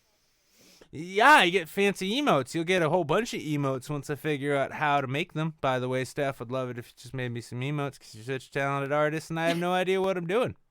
I was actually thinking about doing it. I did a couple for Dieter recently, so I know how to do it now at least. He was kind of the guinea pig. Well, let me ask you, actually, let's just get on the topic of you and your art. So I know you've been working on a comic for quite a while now, right? Yeah, we started working, me and Friend of Forever, who's, I know, very popular. But we were working on I'll be honest, I personally like Adam. Like, I do. I like the guy. Like, Friended is cool people. He's kind of culty, a little culty. Jordan Peterson shows me the way. He is the light in the way, and hallelujah. But I mean, that's just shit. It's like I have yet to find anybody who Jordan Peterson fandom genuinely adversely affects in any way. So it's like, that's cool, whatever. Yeah, he's gotten a little better about that actually. I've gotten him to I've guilted him into painting, so now he goes like twice a week to paint. Because every time he would tell me that he is also an artist, I go, oh my god, you're an artist? This is literally the first time hearing about this. So if you ever interact with him on Twitter, just say that to him over and over again. He loves it. It's like his favorite thing. So what you're telling me is like what he really needed was an outlet the whole time. But yeah, I'm thinking so, yeah. Because now that we're working on the comic, he's been doing like art stuff a lot more. Like he still streams with PSA Sitch, but for the most part. I just really wish I'd known that before. That way, like, just for funsies, I could have tried to push him towards Islam. Wouldn't that have been great? At one point, I tried to convert him into Odin. It's like I can't remember what he sounds like online, but it's just like, hey guys, Friended here. Peace be upon you. Allahu Akbar. Muhammad Jihad Durka. I'll just super chat that to him and make him read it. It's fine. Oh wait, no, he doesn't read the super chats. I'll make Sitch read it. That's even better because he's Jewish. Yeah, you know what we'll need to do? You and I will get together sometime. We'll write out a series of trick questions, which the only correct answers that can be given are to basically announce that you are a Muslim. And then we'll just get Stitch to read those questions to Adam, and then Adam can inadvertently announce that he's a Muslim. Maybe we could. Oh, you know what we could do? Habib, you can help us with this. Whatever that, because I know it's in Arabic. You have to say it in Arabic. You basically say, I am a Muslim now, or something like that. We'll write that out in phonetic English. Yeah? And then we'll just bombard him with super chats until he... the Shahada. The Shahada. We'll just bombard Friended with English phonetic translations of the Shahada until he announces his new faith. I love it. This is good shit. I'm in. Fucking with Adam is like one of my favorite hobbies. Talking about Beast Wars apparently. So So the comic is coming well then? Yeah, everything is basically penciled out, so we need to go in and like ink it and then color it. Except we're having quote unquote creative differences, which basically means I'm not doing what he's telling me to because I'm me. Yeah. What do you expect? Like, you know what you signed up for. It's like, how dare you? How dare you? Don't you know that this is my project? But by the way, I really love the fact that you can do art. I can't really do it that well, but I mean, please, by all means. Wow. No, God, like dude, sorry. he's a painter. Like, he's a fine artist. Like, he goes like full traditional oil painting, this, that, and the other. And he's like, well, you're a better illustrator than I am. And he says I do expressions better. I'm like, that's fair enough. I mean, I've never seen his art. How is he as an artist? Actually, the next time I go to LA, he said he would show me around like the studio he rents, which looks kind of like a murder dungeon. But I'm hoping like he can't kill me because I really can't finish the comic. So if he is a serial killer, I'm pretty much safe. So I'm not worried about that. But from what I've seen, like his work is really, really fucking good. You know, I normally wouldn't worry, but the braces throw me off. Like, Oh, those are if I gone. find out- Those were like a temporary thing. Okay, well, I mean, it's that, and then it's also the windowless van, because I do remember that one time at VidCon, everyone's like, "Hey, where are we gonna go party? Hey, should we go to Bunty's? Hey, should we go to this place?" And he's like, "I've got a van." Like, you have a van? Oh, I got to Yeah. ride in the van. I got him because he was bothering me about how I draw teeth, because he bothers me about how I draw everything. So I actually got him a little set of resin teeth. So the lore is that I just left teeth in his trunk. So because I literally did. Well, that was the weird thing about the van, though, is because he's got, like, you know, I don't know if you notice these, but in towards the back, right? Like, you know, so there's the front driver's seat, and then the passenger seat, and then there's the cage with the padlock on it. And then in the back, there's this, like, you know, it's like a tackle box full of what look like human teeth. I was really confused the teeth by were that. probably mine. Like, I probably just left those there. When I got in his car, You there had was a lot of screwdriver. teeth. You had a lot of teeth, man. And I gotta say, you had a lot of teeth and apparently a lot of driver's licenses. Okay, no, the driver's license were probably his.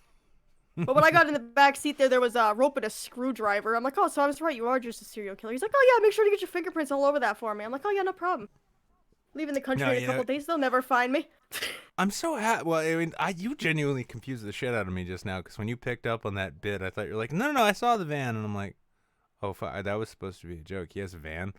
He doesn't actually have a van. It's not a van. No, yeah, he's got a Honda Civic like everybody else in LA. I say it's a Prius just to throw people off. Just because like LA, it's definitely a Prius.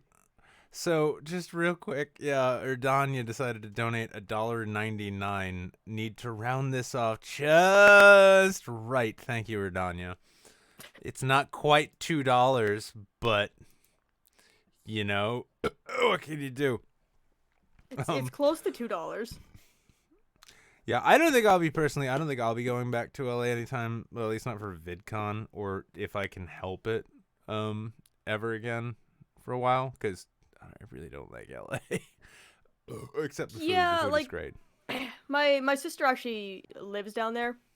She works in animation, so she was living down there at the time. So I'm like, oh well, I'll just head down there for I think it was like a month or 4 weeks or so, and I stayed down for VidCon. Oh, that was a fucking disaster, by the way. Which oh, Which just VidCon? staying with my sister. This last one. Oh yeah, 2019. yeah. No, I wasn't there. Yeah, I didn't go. Yeah, I know you weren't there. I was complaining to you that you weren't there. It's okay. Sitch didn't go either. I'm trying to get him to go like next year, so we'll see. Yeah, it's funny because like, well, I mean, for like an entire year, Jeff and I were both like, yeah, fuck VidCon. VidCon's fucking lame. And then he's like, I can't wait to go back to VidCon. Oh, look at me. Oh, look at all my famous friends. Like, you fucking poser. We're supposed to be punk rock together, Jeff. We're supposed to. Oh, like, don't get me buck wrong. the I didn't go to trends the. Up in the fucking table together, bruh. Oh, Where I didn't you go to at, the bruh? convention. Like, fuck the convention. They were like platforming Steve Shives that year and everything. I'm like, no, I'm not paying for that. So I just hung out with everybody at the Marriott.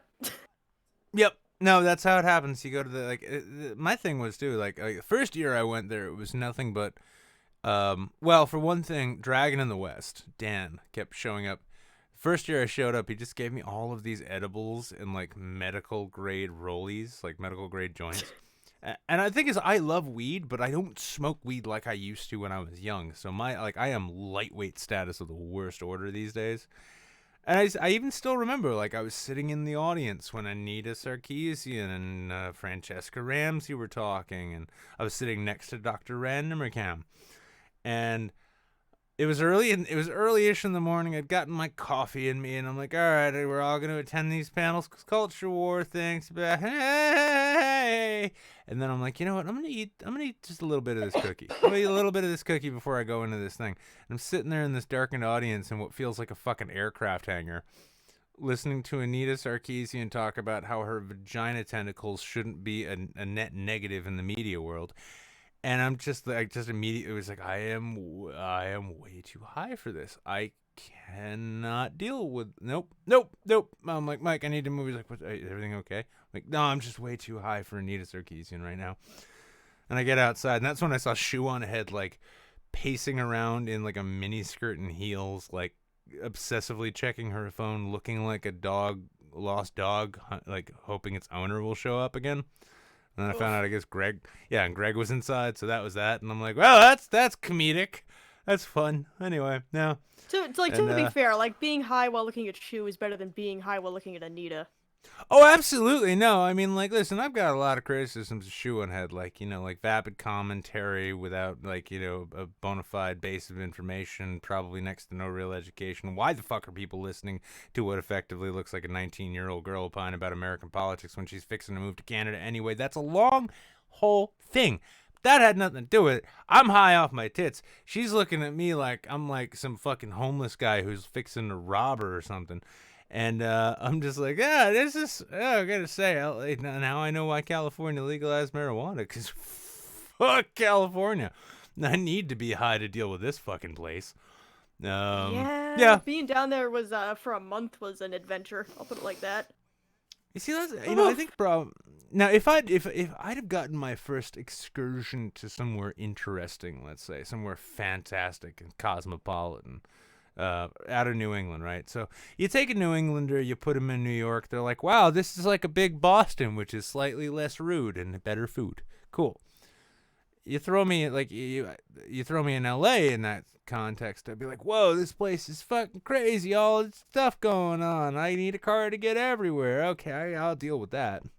But see, I fucked the whole system up because I went to New Orleans first. That was one of the first other places I'd gone. I'm like, oh my God, this place is so chill, laid back. Nobody gives a fuck what you do. Like, you can do whatever you want as long as it's not hurting anybody. Nobody gives a fuck. You get out to LA and everyone's like, I'm going to scrutinize your every move. Everything you do is wrong. Why don't you have more money? Do you like tacos? That sounds about right. Yeah, and then you're like, I do like tacos. They're like, you're in luck. We have great tacos. And you're like, you do have good tacos, Los Angeles. Yes, we do. Now go away, peasant. Actually, New Orleans is on my bucket list more than California was, but God. But no, it's the best city. New Orleans is the best city on the face of the fucking planet, hands down, no question. I mean, unless you're. So what I'm taking away from this is don't bother going to VidCon. Just plan a different VidCon, better VidCon in New Orleans that doesn't involve the convention itself. We were saying that for fucking ages. Like the second time I went to VidCon, quote unquote, I didn't get tickets for the convention or anything. I could not give a less of a fuck about the convention because 2017, right?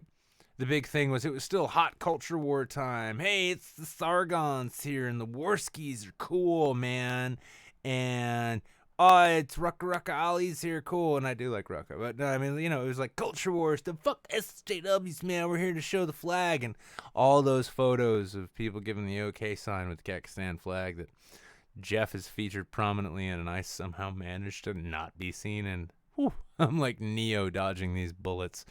But no, I mean, like, the thing is, like, what everyone forgets is much like normal-ass YouTube, like, when we have all these political people bitching about how YouTube is so unfair to them and, like, why are they focusing on us? They're not. The focus of YouTube, much like the focus of VidCon, is screaming mindless tweens who just can't wait to get close to some vapid, probably illiterate Tana Montague fucking Jake Paul type. That's what it is. I want to say, what's his name? James Charles is probably the new one. Fucking James Charles, like, oh, hey sisters, by the way, like, I got really comfortable being gay at a very young age, so I decided to learn makeup. By the way, I can't wait to rape a drunk straight boy. Wait, what? Huh? Yeah. Just for, like, shits and giggles. I don't give a fuck about makeup, generally, but, like, watching some of the beauty YouTube drama is, part of my guilty pleasures on YouTube, just because they are so fucking crazy. They are my new Jerry Springer, essentially. Yeah, I mean, see, that's the trick to it. But I mean, that's the real shitty part of it, VidCon. And then 2018 rolls around. I just showed up, went down, ended up going down with Anahata Hearts. We ended up staying with Rhino and Izzy Nombre. And yeah, I spent 7 hours streaming me making sushi for people. And then a few people showed up and they're like, yeah, I heard that's cool. Okay, cool. I'm going to try this sushi. They've clearly got that, like, okay, I'm gonna hold my nose and eat some amateur food shit, right? And then they try it and like, what? Wait, what the fuck? Where did you learn to do this? I think I taught myself. Fuck you, you YouTube. did. Jesus Christ. It was, yeah, I learned it on YouTube. YouTube is not just for cat videos. There are some good resources out there. Some. Yeah, and then I fist fought the fucking Pacific Ocean, which was great. Oh, I remember the pictures of that. Yeah, Magog watched me. Magog's standing there on the beach. He's got bright ass, colorful Hawaiian style like swim trunks on, but he's also got his contacts and his makeup and his robe on. Well, yeah, as you do. Yeah, and meanwhile, like I'm in my full regalia, just my normal like slacks button down and a waistcoat, and I ran out into the ocean and had a fight with it. And you know what? We called it a draw because it's still there and I'm here. So that is also true. You technically tied with the Pacific Ocean. Exactly. Fuck that ocean, by the way. And I'll tell you what, Indian Ocean, if you're watching, you keep running your tides, bitch.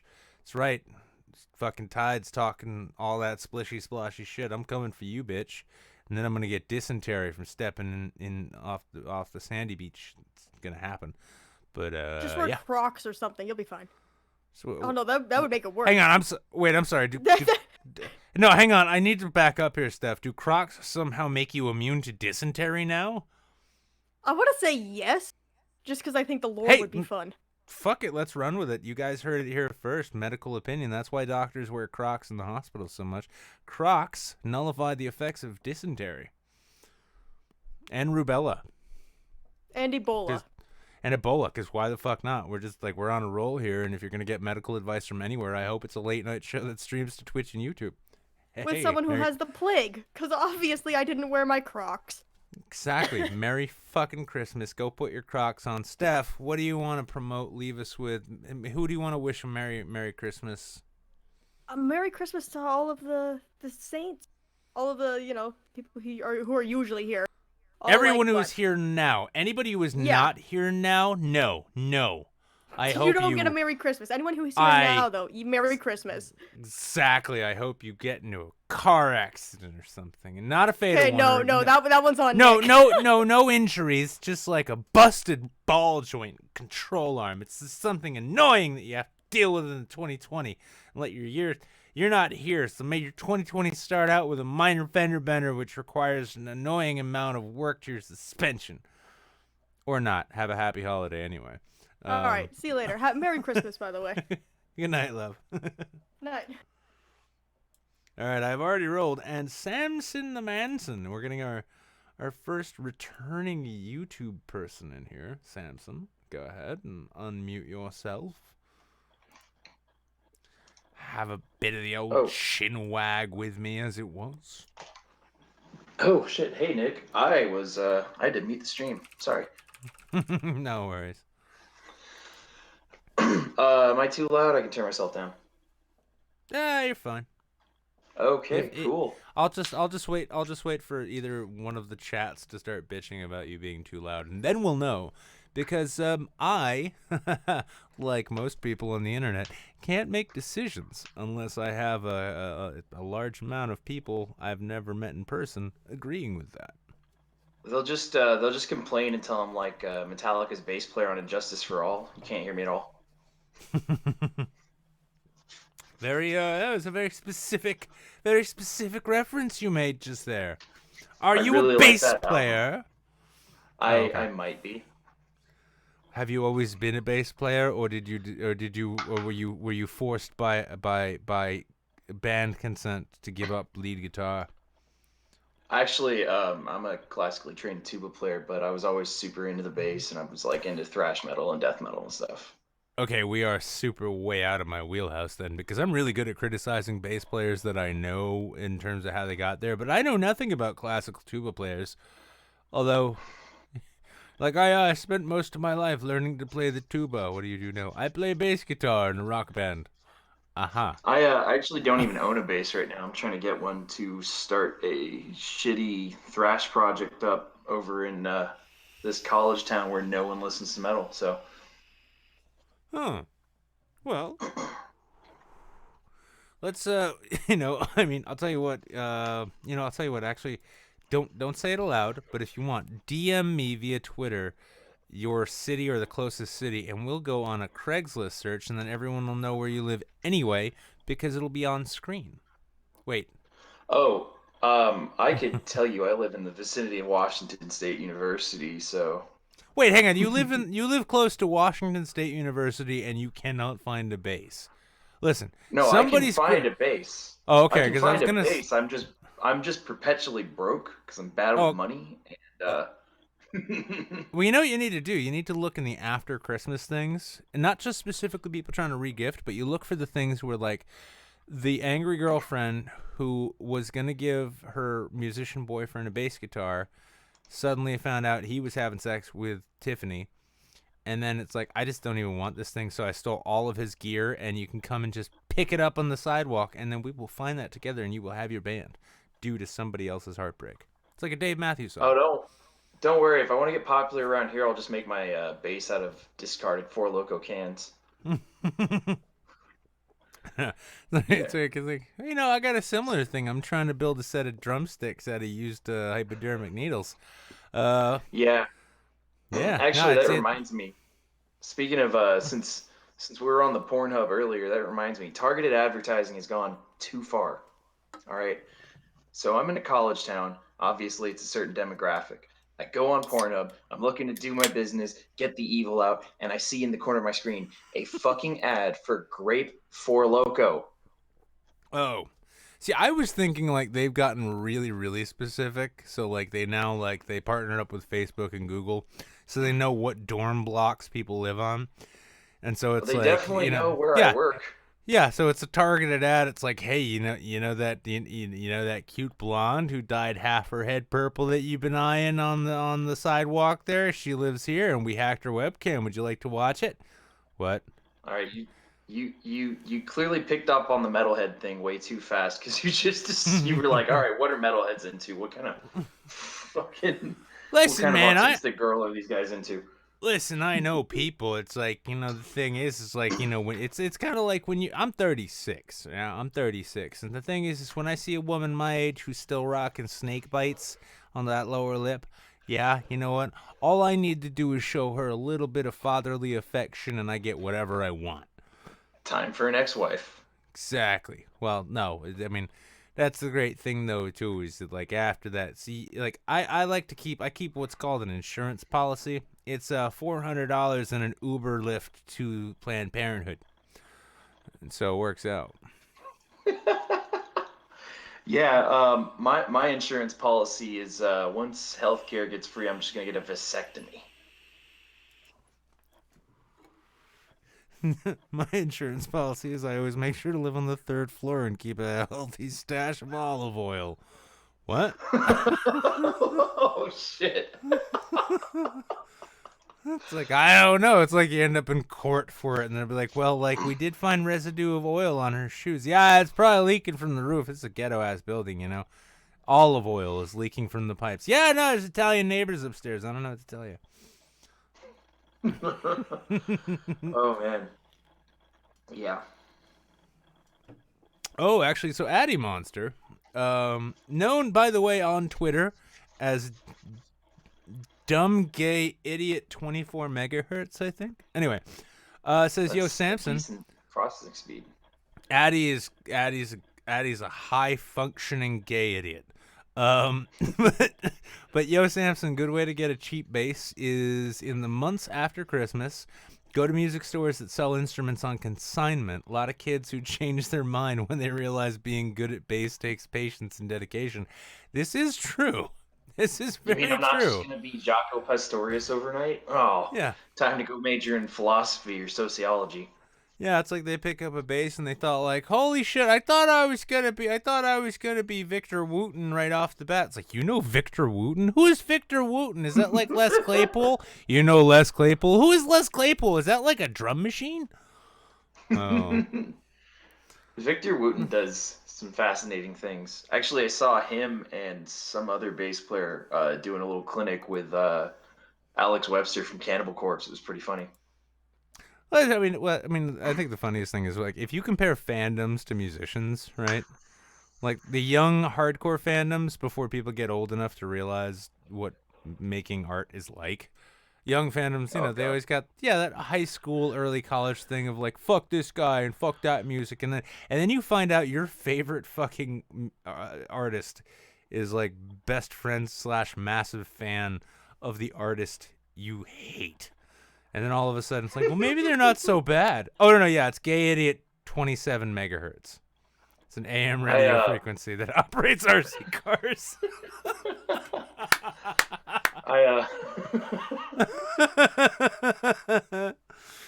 No, Addie's a hardcore RC car fanatic, so. RC cars are cool because it's a good way to get away with drunk driving. Yeah, holy shit, if you hooked up an RC set, wait a second, hang on.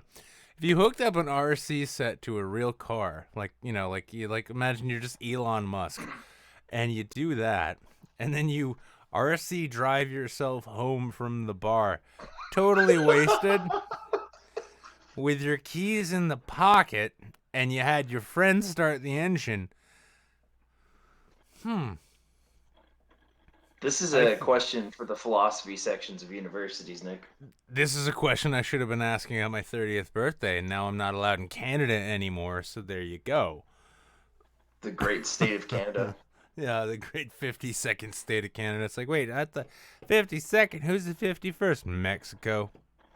Now listen, I mean, y'all give us as much Letterkenny as you like, but I really like oranges. Huh? Speaking of oranges, that reminds me. I'm the Florida man that was rambling in the chat about the baby cologne, about Florida water. Oh, so you know about it. So you know about it then. It's made by Johnson & Johnson, isn't it? Florida water is like a ripoff of this lavender cologne that comes from Cuba. Like literally after the revolution, there were people being sent off, and this guy like hid this recipe. And now it's this lavender cologne that just everyone puts on babies, and apparently it's popular in California. I wouldn't know. But we literally just call it baby cologne. Yeah, I mean these days it's also apparently really popular with Chinese men's buttholes, and sounds like something you'd use the bottle for. I mean, the bottle shape is very. You remember I said that the lid doesn't look sharp. Tickle Trunk says, we gave you Letterkenny to apologize for Alan Thicke and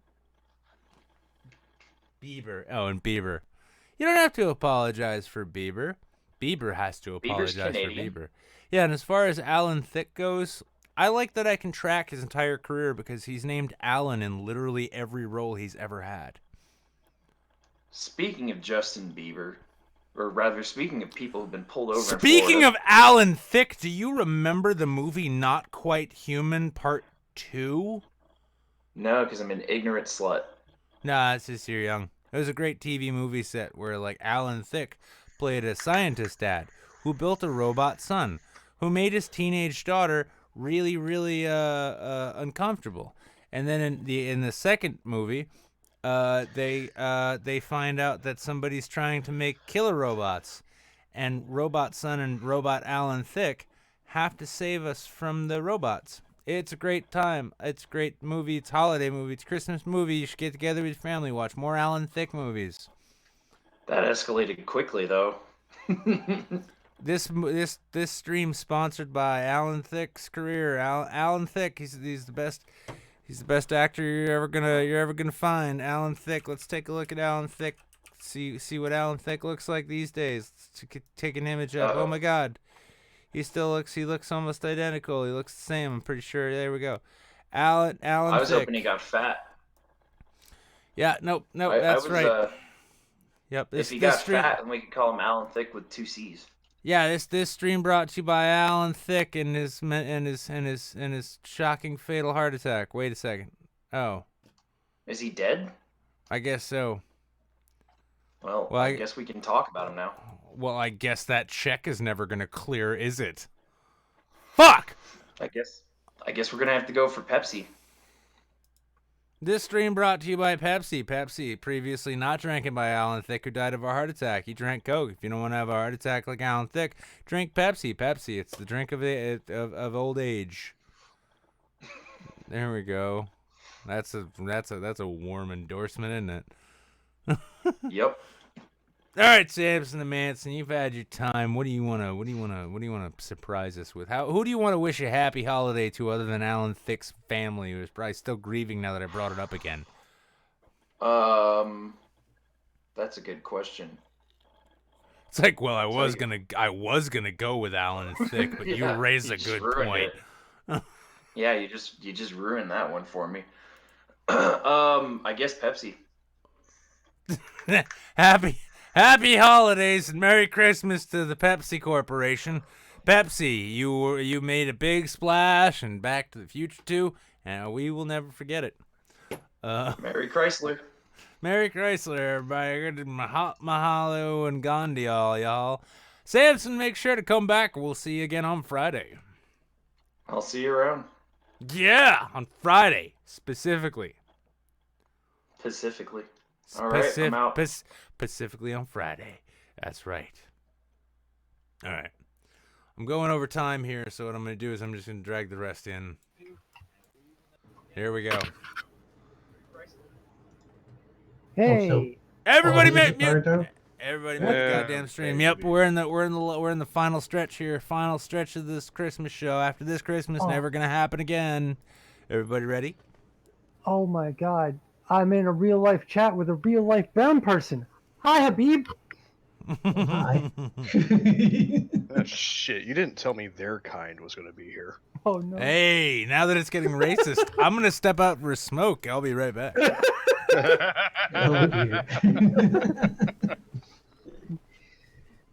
Well, I mean, get used to it because our kind is going to make sure that the white genocide is going to happen sooner or later. I'm certainly not going to stand in your way. No, you don't have a chance. Yeah, that's fine. It's all right. I'm going to be dead of a massive heart attack long before that happens anyway. I mean, that's how we go after the Italians. We just convince them to add oil and olive oil to everything. So you guys die with all kind of diseases, and we take over the rest of the white women. Well, there you go. Genius, gotta say. How was everybody? All according to plan. How are you? I'm good. I've been quite busy, but I'm glad that I'm finding more time to actually, hang out online, catch up with a lot of old friends. That's cool. Been playing the socialite game in Dubai, which is kind of disgusting and refreshing at the same time. I'm trying to promote my business, but with a lot of parties happening around town. Like 2 weeks ago, was breaking bread and drinking beer with this retired Indian industrialist, and I was like, yeah. He was bragging about like how he bought this like gold mine for dirt cheap somewhere in Africa, drained it out of all its resources, fired everybody with no benefits whatsoever, and then sold it when it was just a husk of itself to some British fool. And I was like, yeah, and I made up like a bandit, and no one knows anything better about it. And he's came to Dubai. His money is hidden somewhere in the Cayman Island, not paying any taxes to any kind of country, and he's happy about it. And I was like, you're everything. What's wrong with this planet? But cheers, sir. Yeah, we should work together sometime. And I was like, I just want to punch him in the fucking face. But hey, I'm back, and now it's the hustle. Violence and what's happening too. Yeah. Okay, no, here's the great thing. I stepped out for a couple quick puffs on a cigarette, and there's a lot of angry Spanish being yelled around here. So apparently, it's still Christmas. Hey. Did I tell you about my mall adventure during Christmas? The night before Christmas, pretty much. I always thought that the idea of Christmas shopping and white women fighting over little kids' toys on sale was just a meme. It was just a myth. Until I saw it in real life. It was in here. It was a war zone. Like the entire mall was Nicholas between white soccer moms in their 40s and tiny Filipina ladies. And they were fighting over toys, and I was like, oh my God, my duck legs. I fucking love that. No, hang on. I just love that image of tiny Filipino woman versus white Karen mom.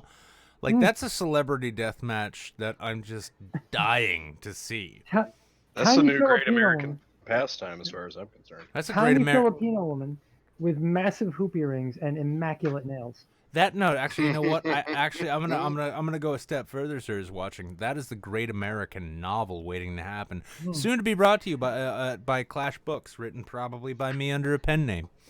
I better do this before I forget. Martino Navratilova that's my pen name now.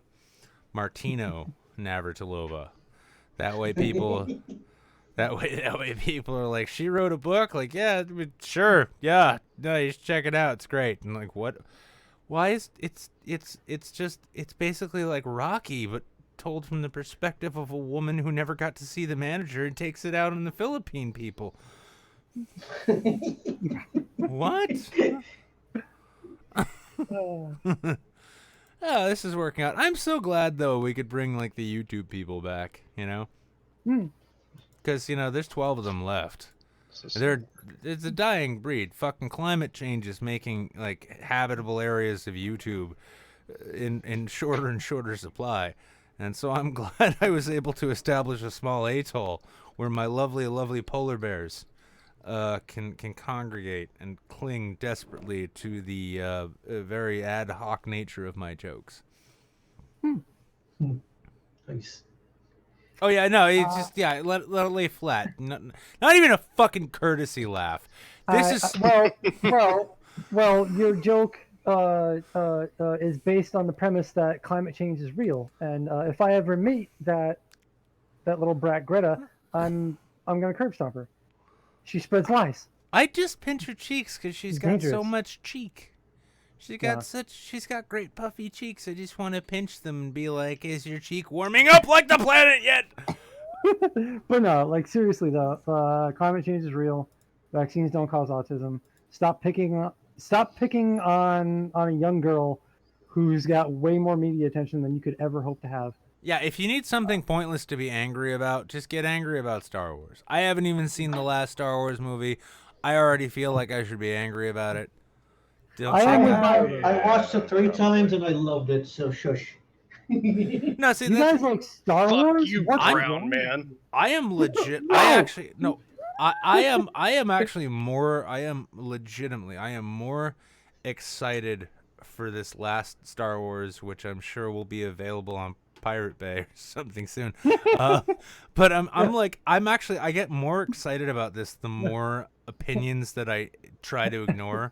So I see the headline opinion about it sucks. It's the greatest thing ever, and I'm like, ooh, it's divisive. It's like me. Yeah. I love it. It's funny that you mentioned. It's not like you're not gonna get like Empire Strikes Back. The fuck? Quality out of this. The fuck? No. Was that a mistake? Hang on. Was that a mistake? Sir is watching. No. Was that what? No, it wasn't. Oh well, fuck me. Yep. Oh, you put me over goal! Holy shit! Oh God, we got over goal! Holy shit! $200 from Sir is watching, who clearly does something far better and more important in the world than I do. Really, it's more to do with the fact that it's my 20th appearance on the show, and I wanted to celebrate in style. Is it? Yes, at least according to my count. I can barely keep track of what number episode I'm on, so hats off to you. Don't worry, I'm going to stop counting after this, because you're not getting $400 at 40 appearances. Damn it! Because here's the thing, it was going to be one of these things, I'm just going to keep an eye on the waiting room. I'm like, oh, random number generator no one can see. Oh, wow, Sir is watching again. We got, that's Nick, hey, look, that's 18 more times. You don't have to wait. You don't have to wait for the random number generator. Just kick him out, drag him back in. That's 21st. And then kick him out and bring him back in. That's 22nd. All of a sudden, I've discovered an Elder Scrolls hack for my own show. Oh Christ! I do like this. Apparently, this is a game I'm not involved in, though. Samson the Manson donated $1.01, rounding up that 99 cents because it's making me angry.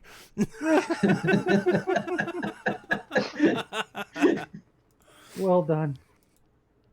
Oh goodness. Oh, Christmas, what are you doing to me? This is the best Christmas that you could Merry ever. Christmas, Nick. Yeah, thank you, mate. This is the best Christmas that you could ever ask for, primarily because it's also not 1930s Germany. That kind of sucked. Hey, but in general also too. You know what? Like, who knows? Nobody knows when my birthday is. So, let's just make it up and just like Jesus. I didn't want to come on the show and say this, but I'm going to have to now. I am exactly like Jesus Christ. Oh, well. Humble brag, I know. Yeah, that's very, okay, yeah. Well, I've you know what? Every person that I've heard say that has been a completely grounded, reasonable human being. Yeah. Who's No. not insane at all. No, not in the slightest. I mean, that's the thing. It's like when I add something to the Kool-Aid, it's just more food coloring. That's right. And now, a little bit of arsenic as a vehicle. Jim Jones doesn't have shit on me. That's all I'm saying. Jesus Jones, you might say. Dina's saying I need to bring back the long hair and beard. Listen, I shaved so I could make that wonderful Ben Shapiro honorarium to where I honor his genius. And I think I did a decent job because I didn't make too much fun of his height or his wife. And I cut the hair so a kid with cancer could have hair. And now they have hair.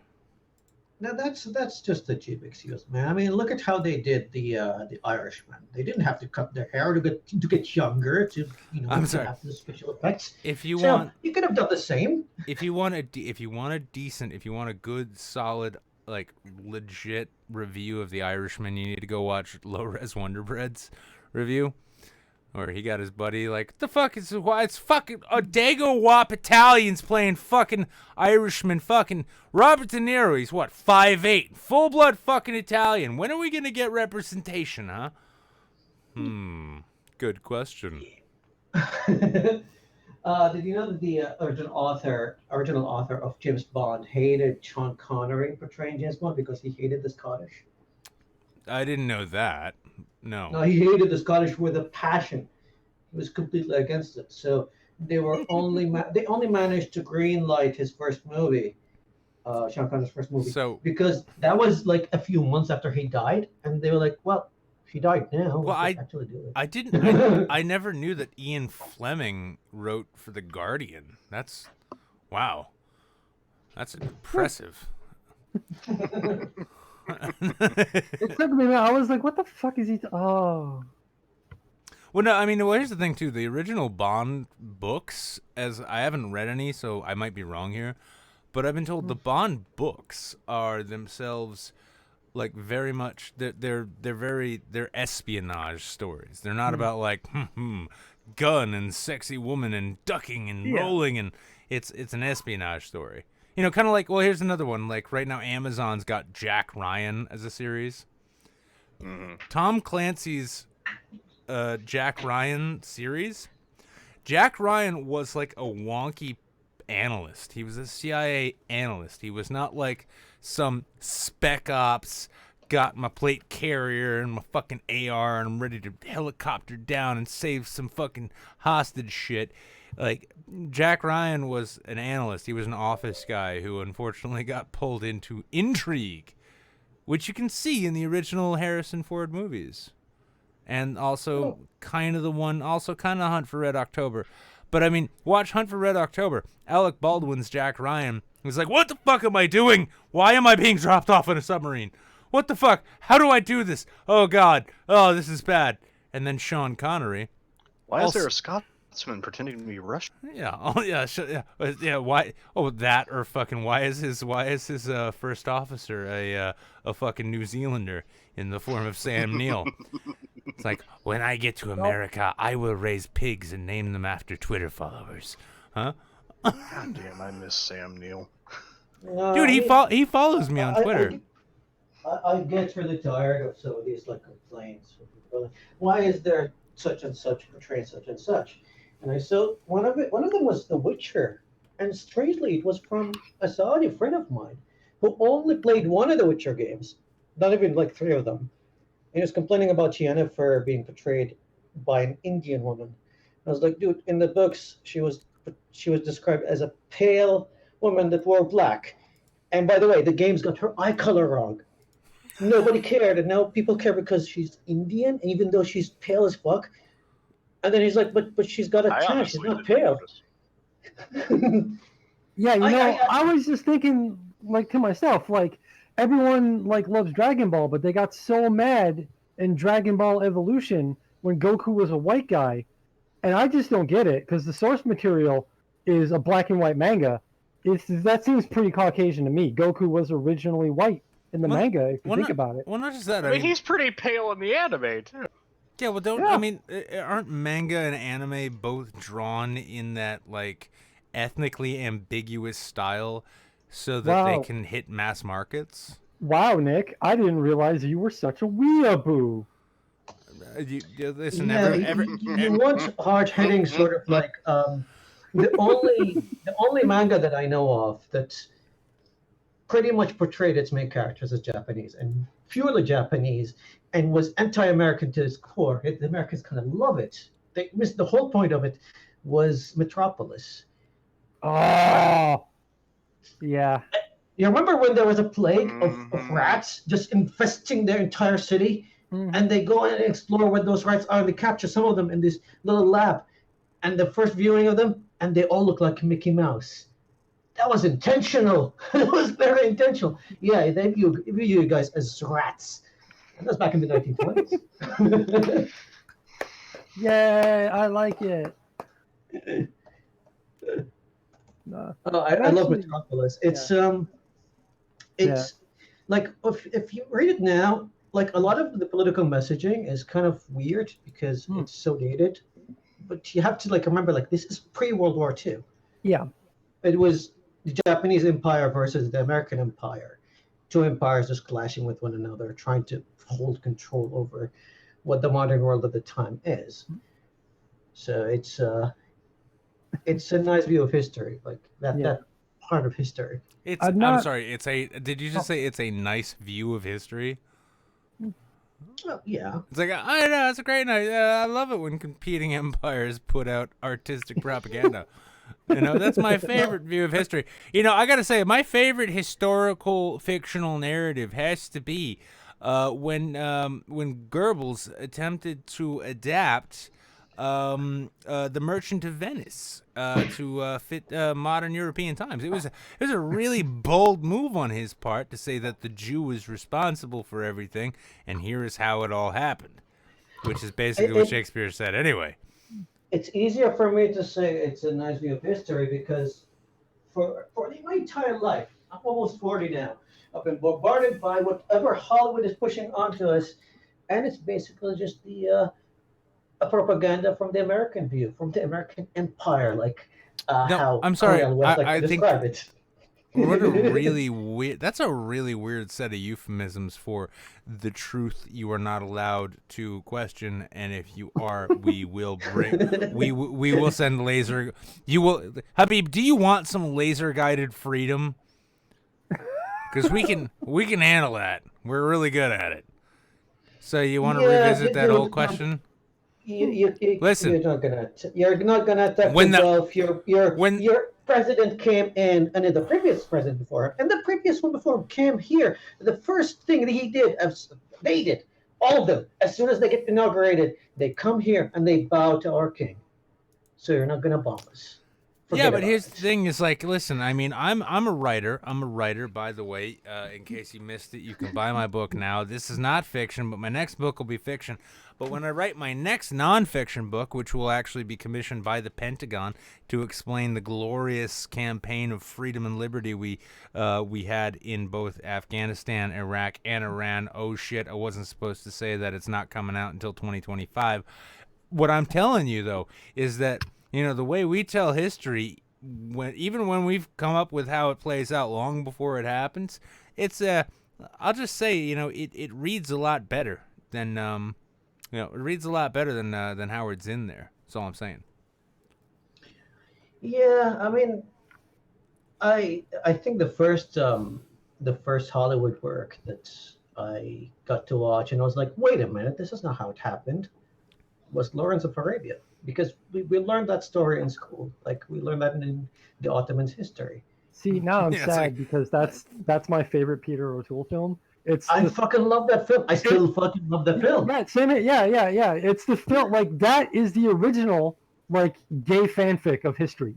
Like, that's that film taught me what a bromance was. Yeah, no, I could just picture though Habib like sitting him in a madrasa, being shown the film, and being like, "This is inaccurate. The truth of Lawrence in Arabia was that it took him 9.5 months for us to teach him to ride a camel, and then to teach him to fire a weapon from camelback, it took even longer. But when he got back to England, all he could say was, I learned so much." Oh man. No, I kind of like it because, again, I don't expect any or every single historical film or historical fiction to be historically accurate. Yeah, like For example, let me give you an example. Dunkirk. I watched Dunkirk, even though I knew nothing about what the history of Dunkirk was. Because I never we don't learn about World War II in school because it's not a kinda war good. that we get involved in. But again, the fact that I knew nothing about what Dunkirk That's was why and we what leave the happened, that's why we leave the Kurds to be slaughtered, because none of y'all were there at Normandy. Exactly. Anyway, so I didn't know the history of the impact or whatever, or even which size or where they were, and I found the film to be confusing because a lot of the setup was assuming that the viewer knew what they were watching, and it was historically accurate to a fault where I didn't enjoy it as a film. I enjoyed it as more of a documentary, being a little dramatized here and there.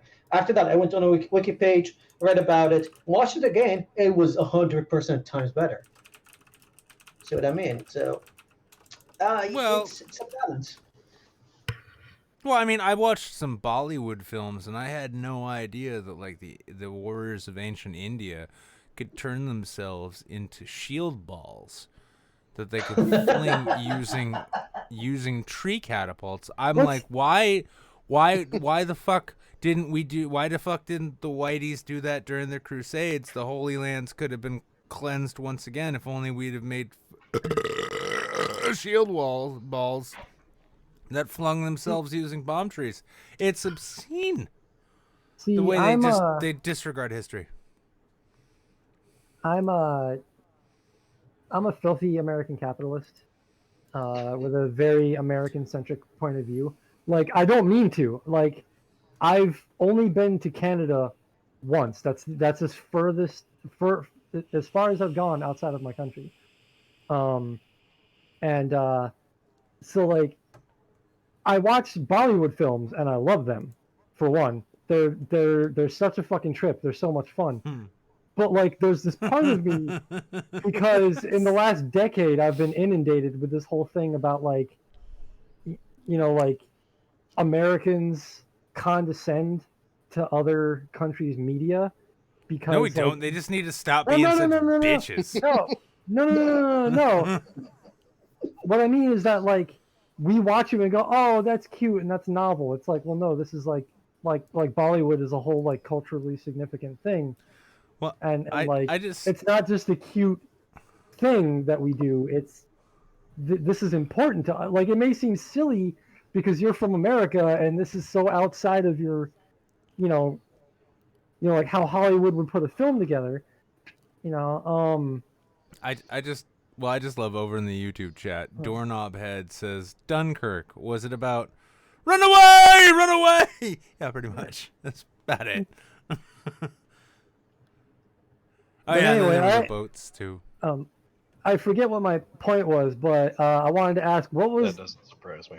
Yeah, what was the one about the super cop that would like beat people with a belt? Singham. It was. I think it was a series of 7 movies, and they have a cartoon. Yes, as well, it's a cartoon fucking adaptation. amazing. Like he doesn't have a gun; he just like walks around slapping people and like beating them with his belt. Oh, he kicks cars and they flip over on top of his head. Like he's amazing. Hang on. Captain Was this America. I want him in the what- Avengers. Was this the guy though? Who was this the character who in the it's now famous where there's a bunch of clones of him, and they form a magnetic gun ball, and No. just That's a different guy. spin around. No. Because that guy belongs in the fucking Avengers. That's like Multiple Man meets Iron Man, meets Cable, meets Deadpool, meets that was their Unjust take Enough on- superheroes. That was their take on The Matrix and Terminator at the same time, and they made that. That's basically a self-replicating robot Matrix guy. And it was We see better what than both. you know what I love about that kind of filmmaking though is like, especially when you see the kind of shit, especially like if you look to it kind of gets back to the idea, like, Americans and Europeans, we get very like culturally ethno sort of centric in our views of things. So like we forget that other people are capable of humor, for instance. And when these Indian producers are making this ridiculous film where a guy is just like fist fighting cars and shit. They're sitting around and like in the animators and the producers are sitting around. They're like, okay, I'll show you what I got. And he runs a clip and they just watch it. They're like,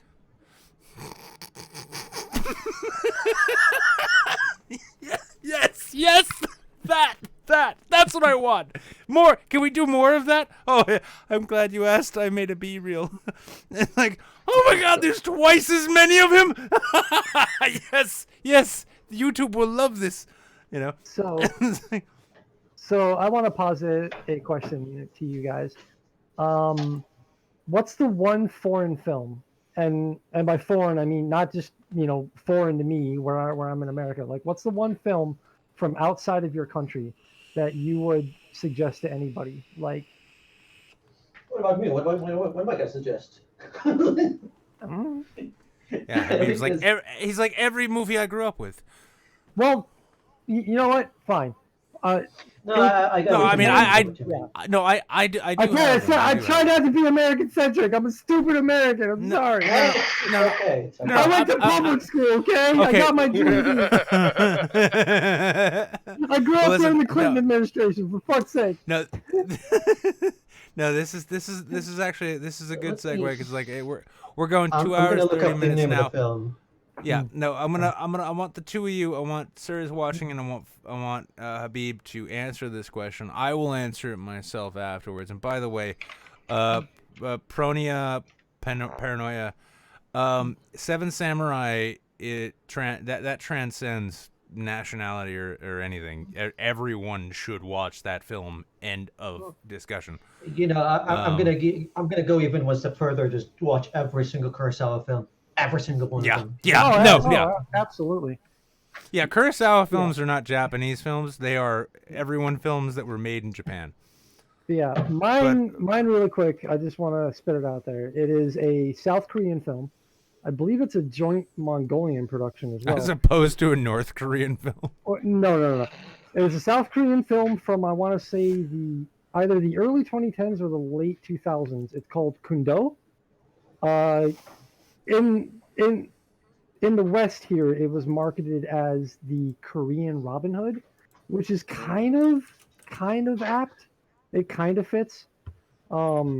It's a long movie. It's like over 2 hours, but it's fantastic. It hits amazing notes of comedy. It's very dramatic. I learned a lot about Korea's history, maybe because it's all kind of also like fanciful, but no, like it's pretty great. Check it out. Kundo. Kundo. Okay. The main character shaves his head and goes against the aristocratic elite with a pair of fucking giant meat cleavers.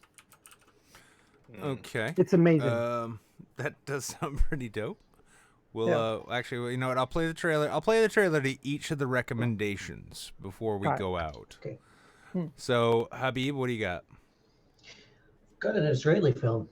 Which is going to be a surprise for a lot of people that know me because, Israel and us. But it's called Waltz with Bashir.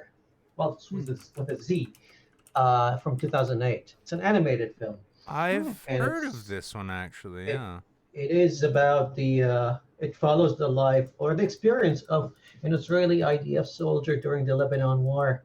And he goes from being uber nationalist and being like, Israel is right no matter what, and after seeing the atrocities and the human loss in that war, he starts Oh, getting it's in some change fucking. of mind. Oh, this shit is rotoscope, isn't it? It's God, all right. a powerful film. It is a powerful film. No. I'm watching this tonight actually, because just look. Actually, I think I'll probably just watch all of these movies tonight. So, Sir is watching. What is your recommendation? Off the top of my head, another Korean film is I Saw the Devil. Good one. Deeply horrific and disturbing look into human darkness and madness. That's a 2010 film, yeah. Mm-hmm. Yep. Yeah. No. That actually that one was brilliantly fucking acted. What's the thing? I mean, it's legitimately hard to watch this film at points. Yeah, it's. But I in mean, a good way. I mean, one thing. I love how over time, Korean cinema is really getting fucking. It's getting its fucking due. People are like, "Wow, you guys are really fucking serious about movies, huh?" Like, Mhm.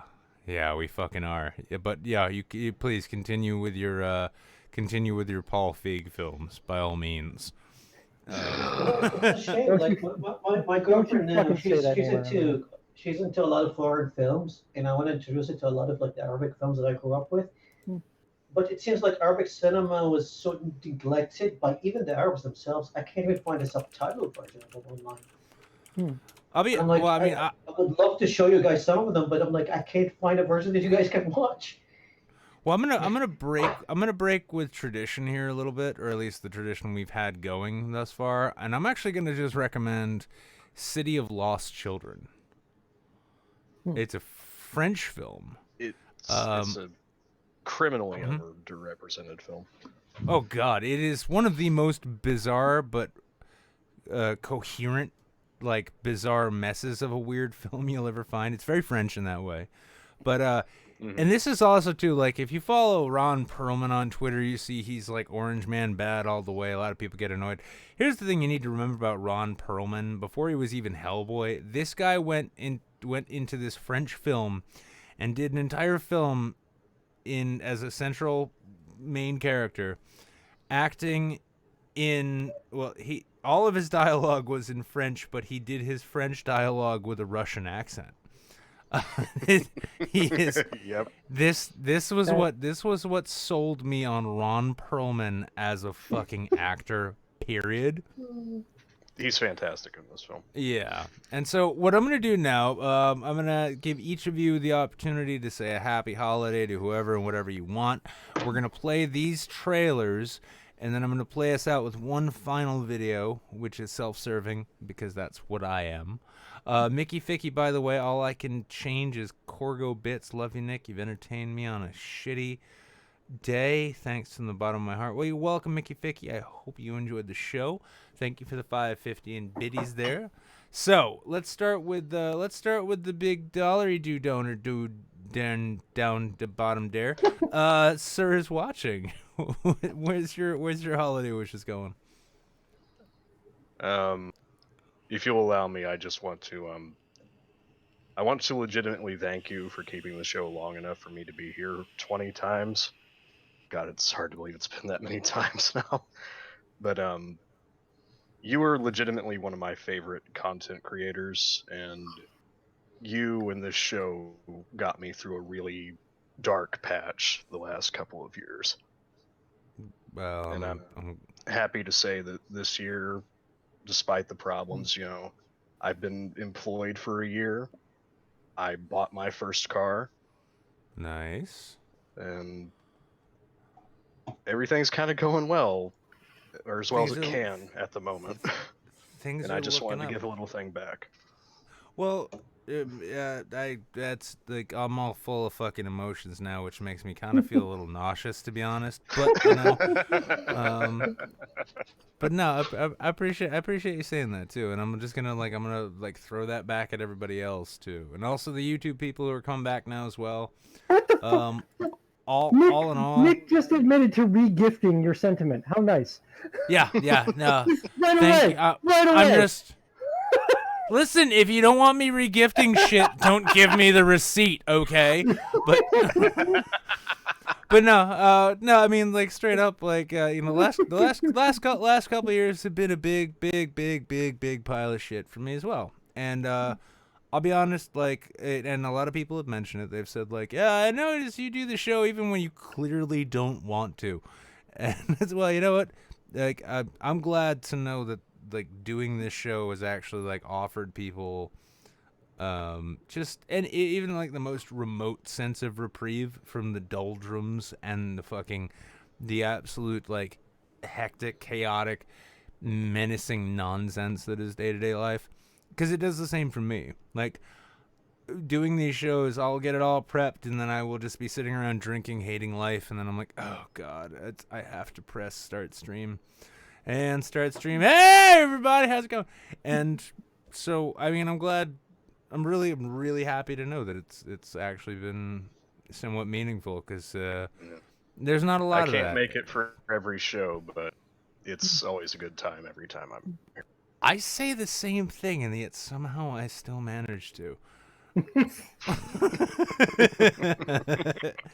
Well, cheers to you, and Merry Happy Christmas holiday, Chris Mahana Kwanzaa to you. Let's go then. Addy Monster, what? I swear to Christ, if you puff my Peter in that same way, you're banned, except until you give me money again. Are we talking like literally or no? Whatever you want to leave the show, whatever you want to end the show with here. Man, like, I'm gay, but this, like, public display of emotion was a little too gay for me, if you know what I mean. But shut up.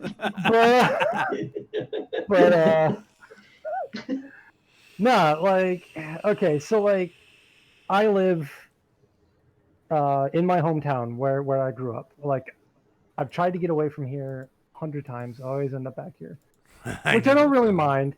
I don't really mind, because the only thing I don't like about where I live is the winters are really harsh, and I don't like being cold. But what's cool about being here is that I'm surrounded by friends. All the friends I grew up with, save for like 2 or 3, are still in the area, and I consider myself, yeah. You'd be surprised how true some of that is. Welcome to your 30s. But yeah, I don't want to go on for too long, but I don't really get to spend the holidays with my family, because they either all live in Florida or they all live way further north, and there's just no way for me to get the time off. I don't really have the budget, blah, blah, blah, whatever. Maybe it's for the best, because I don't get on with a lot of my family. But either way, like a lot of people that don't get to, you know, like, see their folks and stuff, I get a little down this time of year.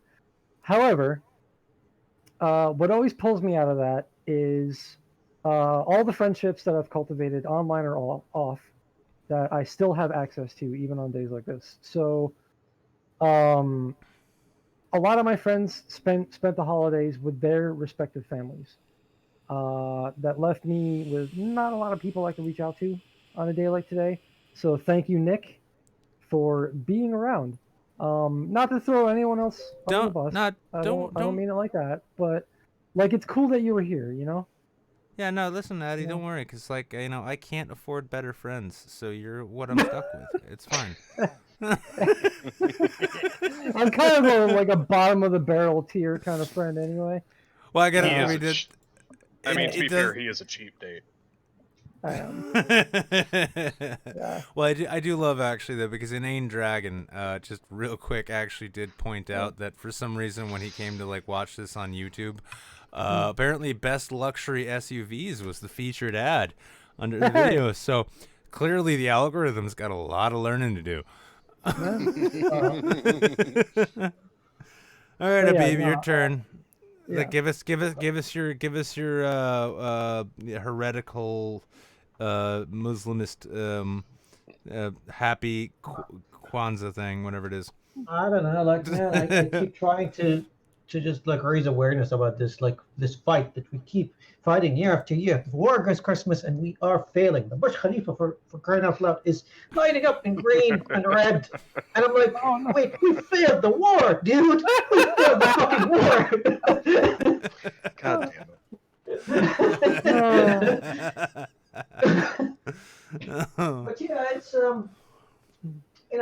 it's it's nice to every now and then just realize that sometimes it's not about just going out and faking enjoying, the company of pseudo friends that you have. Like I don't know, maybe Dubai is a little bit different that way. It's one of those cities that feel more like an airport terminal than a city. Everybody's here just to make their money and then leave. Everybody's here just temporarily. So even friendships are temporary. They're very temporary. It's just to spend a couple of weeks, couple of months, sometimes even a year as a friend with someone and then forgetting about them. And then since everybody was tooting on Nick's horns, this is something that Nick told me before I tell him. He's been one of my most consistent friends since 2014. Fuck, a lot it's of been people. a long time, hasn't it? I know. A lot of people came in and left. People keep circulating, and Well, yeah, listen, we've been in I this think I think YouTube I thing. think we both I know we both really miss Ben from the west there. You remember Ben? I fucked his wife. You remember that? Yeah, I hope. And Ben, if you're watching this from prison, don't do revenge porn when you get out. Revenge. Yeah, don't do revenge porn when you get out, or I'll have to have sex with that wife of yours too. No, it's Not a lot of people know this is all a true story, but continue. Oh, dude, like, yeah, we've been through a lot. And yeah, there's been some times when we haven't talked for months. I think the longest time was like a year when we haven't even talked. But all it takes is one of us to go like, hey, what's up? Yeah, And it's it's also nice to have that kind of person that's you can we've never had rely on being there. We've never had a falling out, which is nice too. Like if we don't talk, it's just because we're lazy. No, we fought for quite a few things, but we just like, well, I'm sorry if I'm sorry. If I'm wrong, I'm sorry. If you're wrong, you apologize. It's fine. We move on. I don't think we ever actually had to do that. I think I apologized over a thing or two. I don't think I cared about what you were apologizing about then. Clearly, because you don't remember. Although Nope. that might be the alcoholism.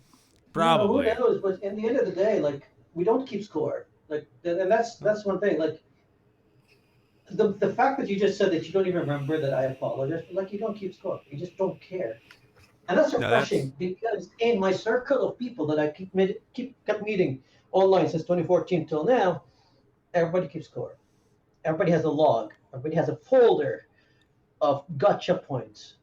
Keeping score is for local friends who you can spit in their faces physically. But online friendships are forever, as we all know. Well, I think so. You know what? I appreciate the sentiment, Abib, and actually, like I'll be honest. I am consistently, genuinely happy that we both thought Gamergate was a fun enough idea to become friends through.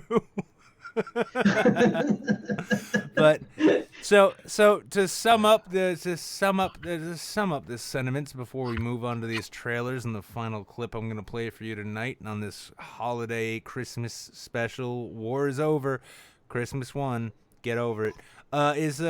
As Sir's watching said, if you watch the show long enough, you'll be able to afford a car.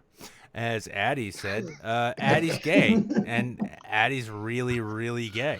And That's really the only thing that you need to know about me. And as Habib said, online friendships are the only ones you should ever really focus on because they're the ones that'll last forever. If this is advice you've taken to heart, I'll be surprised if I see you next year. Try not to kill yourself in the meantime. So now let's place these trailers. We're going to play these trailers here. I'm going to have to mute guys on Discord. You continue talking if you like, but I'm going to mute Discord. So happy holidays, good Wednesday to you, and thank you all for coming on. I'm going to mute you now. Bye. There we go. See, like now they're muted. See? I said I was going to do it, and I did it. See? Look, hang on, we're not done yet. But no, what we're going to do now, we're going to watch through these movie trailers. These are all movies, in fact, because you might have a whole weekend ahead of you. You might have, like, extra time. Check out some good cinema, y'all. So we're going to start with a Waltz for Bashir. This is from our boy Habib. I'm going to pop over to screen cap. Boom, and let's check this out.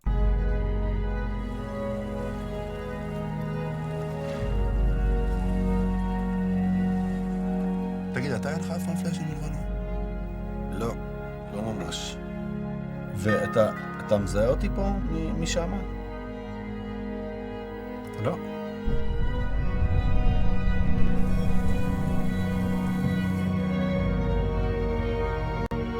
אני חושב זה שאתה תלך תברר מה קרה שם באמת. איך אתה קשור לזה.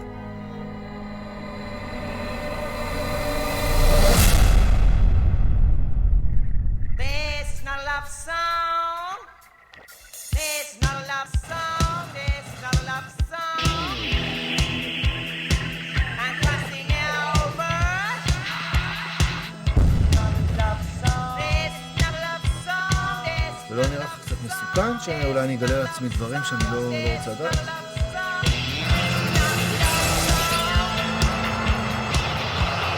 פתאום בום, ונפתח לי הזיכרון מהמלחמה.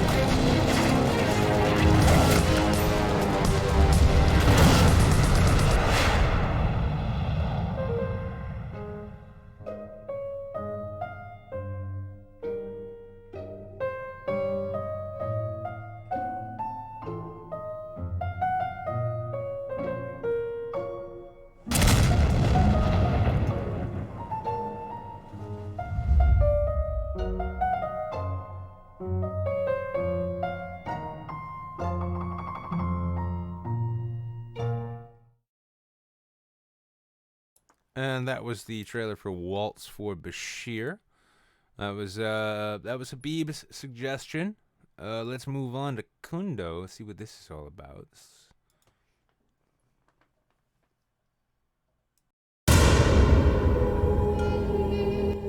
오늘날 백성을 다스리는 자들은 오직 거두어들이는 데만 급급하고 백성을 부양할 바를 알지 못하니 슬프지 아니한가.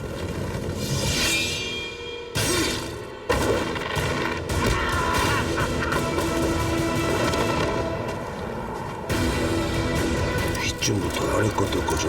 도적질 안 한 놈이 없소다. 나는 빙신이란 게?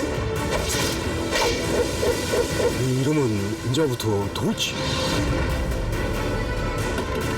인디 있는 양반들이 더한 법이고 나란 일 하는 놈들은 그보다 더 중요한 거 몰라? 아주 다 같이 계급박 쥐들고 큰 장 볼 때가 왔는갑다. 네가 그놈을 만날 때도 된 것이고. 나리, 그간 누구 하신 게라? 잡것들의 기운이 강하게 느껴진다 했건만 니놈들이 바로 그 화적대들이구나.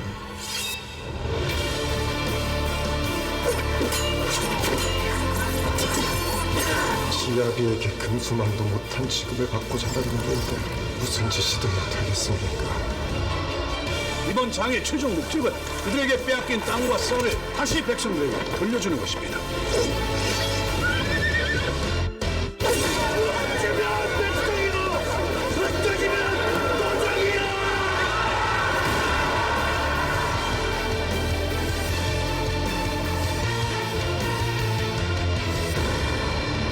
그 흉측한 말이 몸에서 떼어주는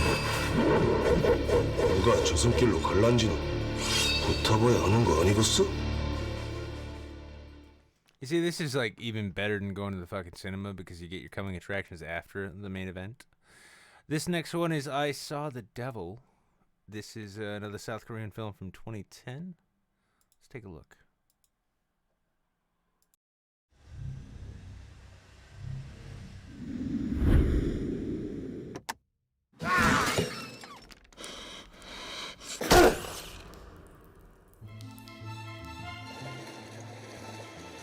Okay, what the fuck?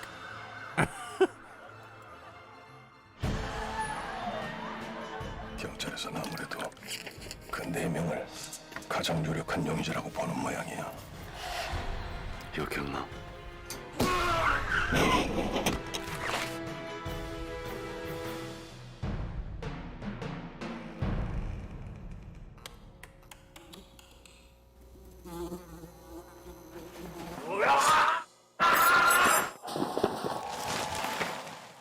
왜 이렇게 약한 척해?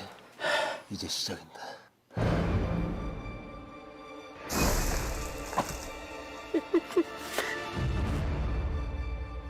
니들이 한 대로 똑같이 할 거야. 더 하지 않을 테니까 걱정하지 마.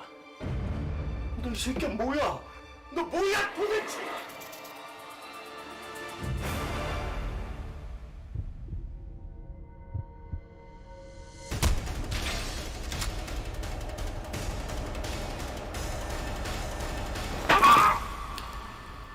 기억해둬. 점점 끔찍해질 거야. 재밌네. 어디 한번 해보지 뭐. Okay, I am definitely watching that. Oh, yeah, I'm watching that tonight. Oh, jeez. All right, cool. We got one more here, and then I got something else for you. This is actually my suggestion. If you have not seen it, this is City of Lost Children, starring Ron Perlman. Not Rhea Perlman, Ron Perlman. Let's check it out. A lot of Studio Canal tonight.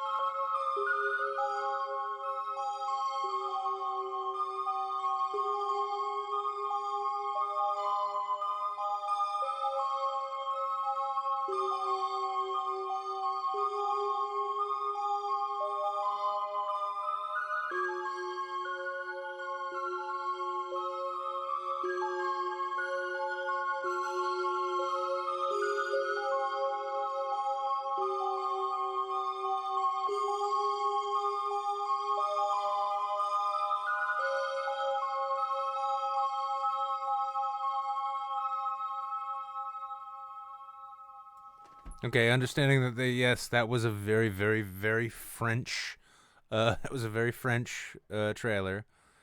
I would encourage you to go watch it, though. It is bizarre.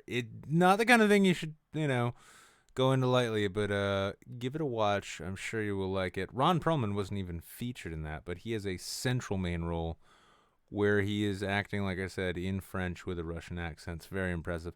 So I'm going to say good night and happy holidays. I'm going to leave you. I'm going to play you guys out with this last video. I don't know if you're familiar with it. You might. I don't know. We'll find out. We'll find out. But love you all. Happy Christmas. Happy holidays. Happy Festivus. Kwanzaa. Christmas. Kwanzaa. Whatever the fuck it is you celebrate. I hope you've had a wonderful season. I hope you have a wonderful rest of the week. I will catch you again on Friday, and then I will catch you again once more on Monday. And that will be the end of Saints for 2019. We're going to barrel into the new year with a whole bunch of different plans. So in the meantime, buy my book. I love you and good night. Nicholas Goroff's writing is not a breath of fresh air so much as it is a sharp whiff of smelling salts for the apathetic and cynical political attitudes present in 21st century America, or a slap across the face from a good friend who only has your best interests at heart. It doesn't matter how many breaths of fresh air one takes in if those gulps of oxygen are in the middle of an episode of hyperventilation, taken deep from within a coma of disassociation from one's society, or inhaled through gritted teeth, bringing droplets of angry spittle along for the ride inside of the windpipe. It's become more and more difficult to self-reflect and think about developing situations due to the mass amount of distraction and information that permeates our everyday lives. Along with this is a gaggle of ideological, loose-lipped political commentators that will let anything tumble from their mouths so long as it affects profit margins in a positive way. This collection provides some sorely needed space, even if said space is small, for clear and honest discussion. It's a needed reminder that essayists and commentators can still provide people with useful insight, and its mere existence is an argument against the fatalism of believing that we must accept our status handed down to us as mere consumers or potential ideological converts.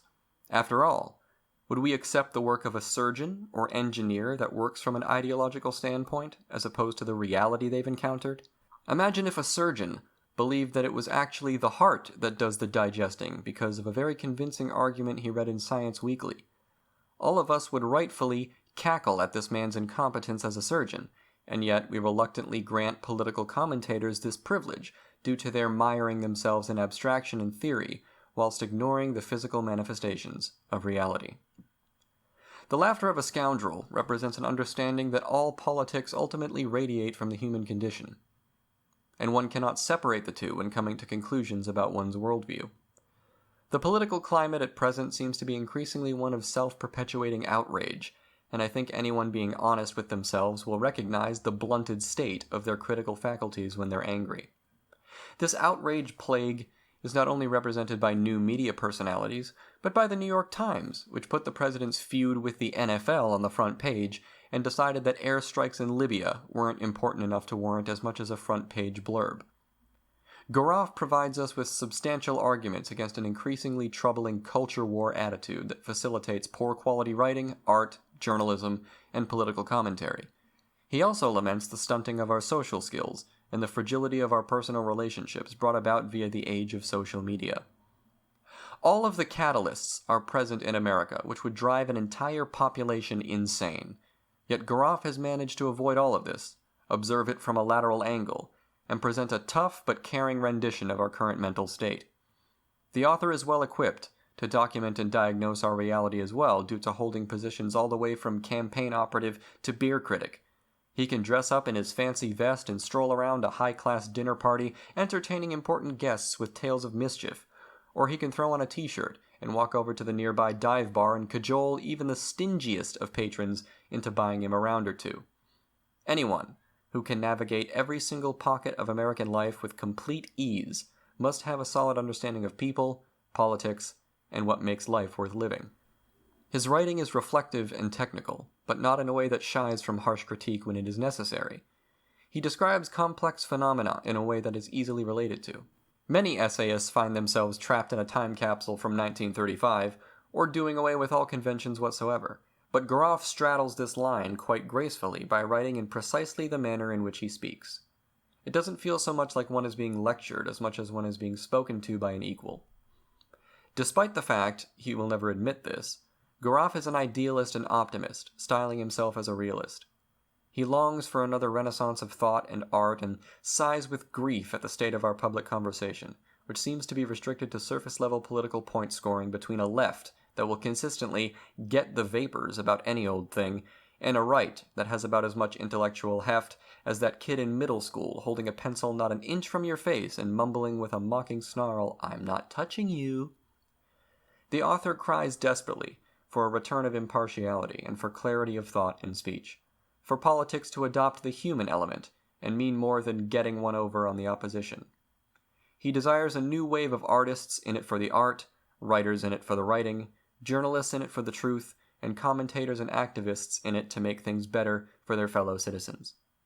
Although in some cases things get so ridiculous and malformed that all one can do is savagely giggle at where we found ourselves. Not with a nihilistic reverence for chaos, but with manic despair at the fact our possibilities are endless, and yet we've chosen the paths that require the least amount of thinking. Either that, or paths that lead one to missing the point entirely. This collection seeks to overthrow every cliché that defines the political state of the 2010s. So perhaps now, when we see a pandering political con artist, a disingenuous politician, another story about backlash on social media, or the newest hot take from ideology peddlers, the laughter of a scoundrel will be heard echoing and bounding off the backs of our skulls. Good night, everybody, and thanks for stopping by. I'll see you on Friday. Keep an eye out for the promo. I'm doing those again. Good night.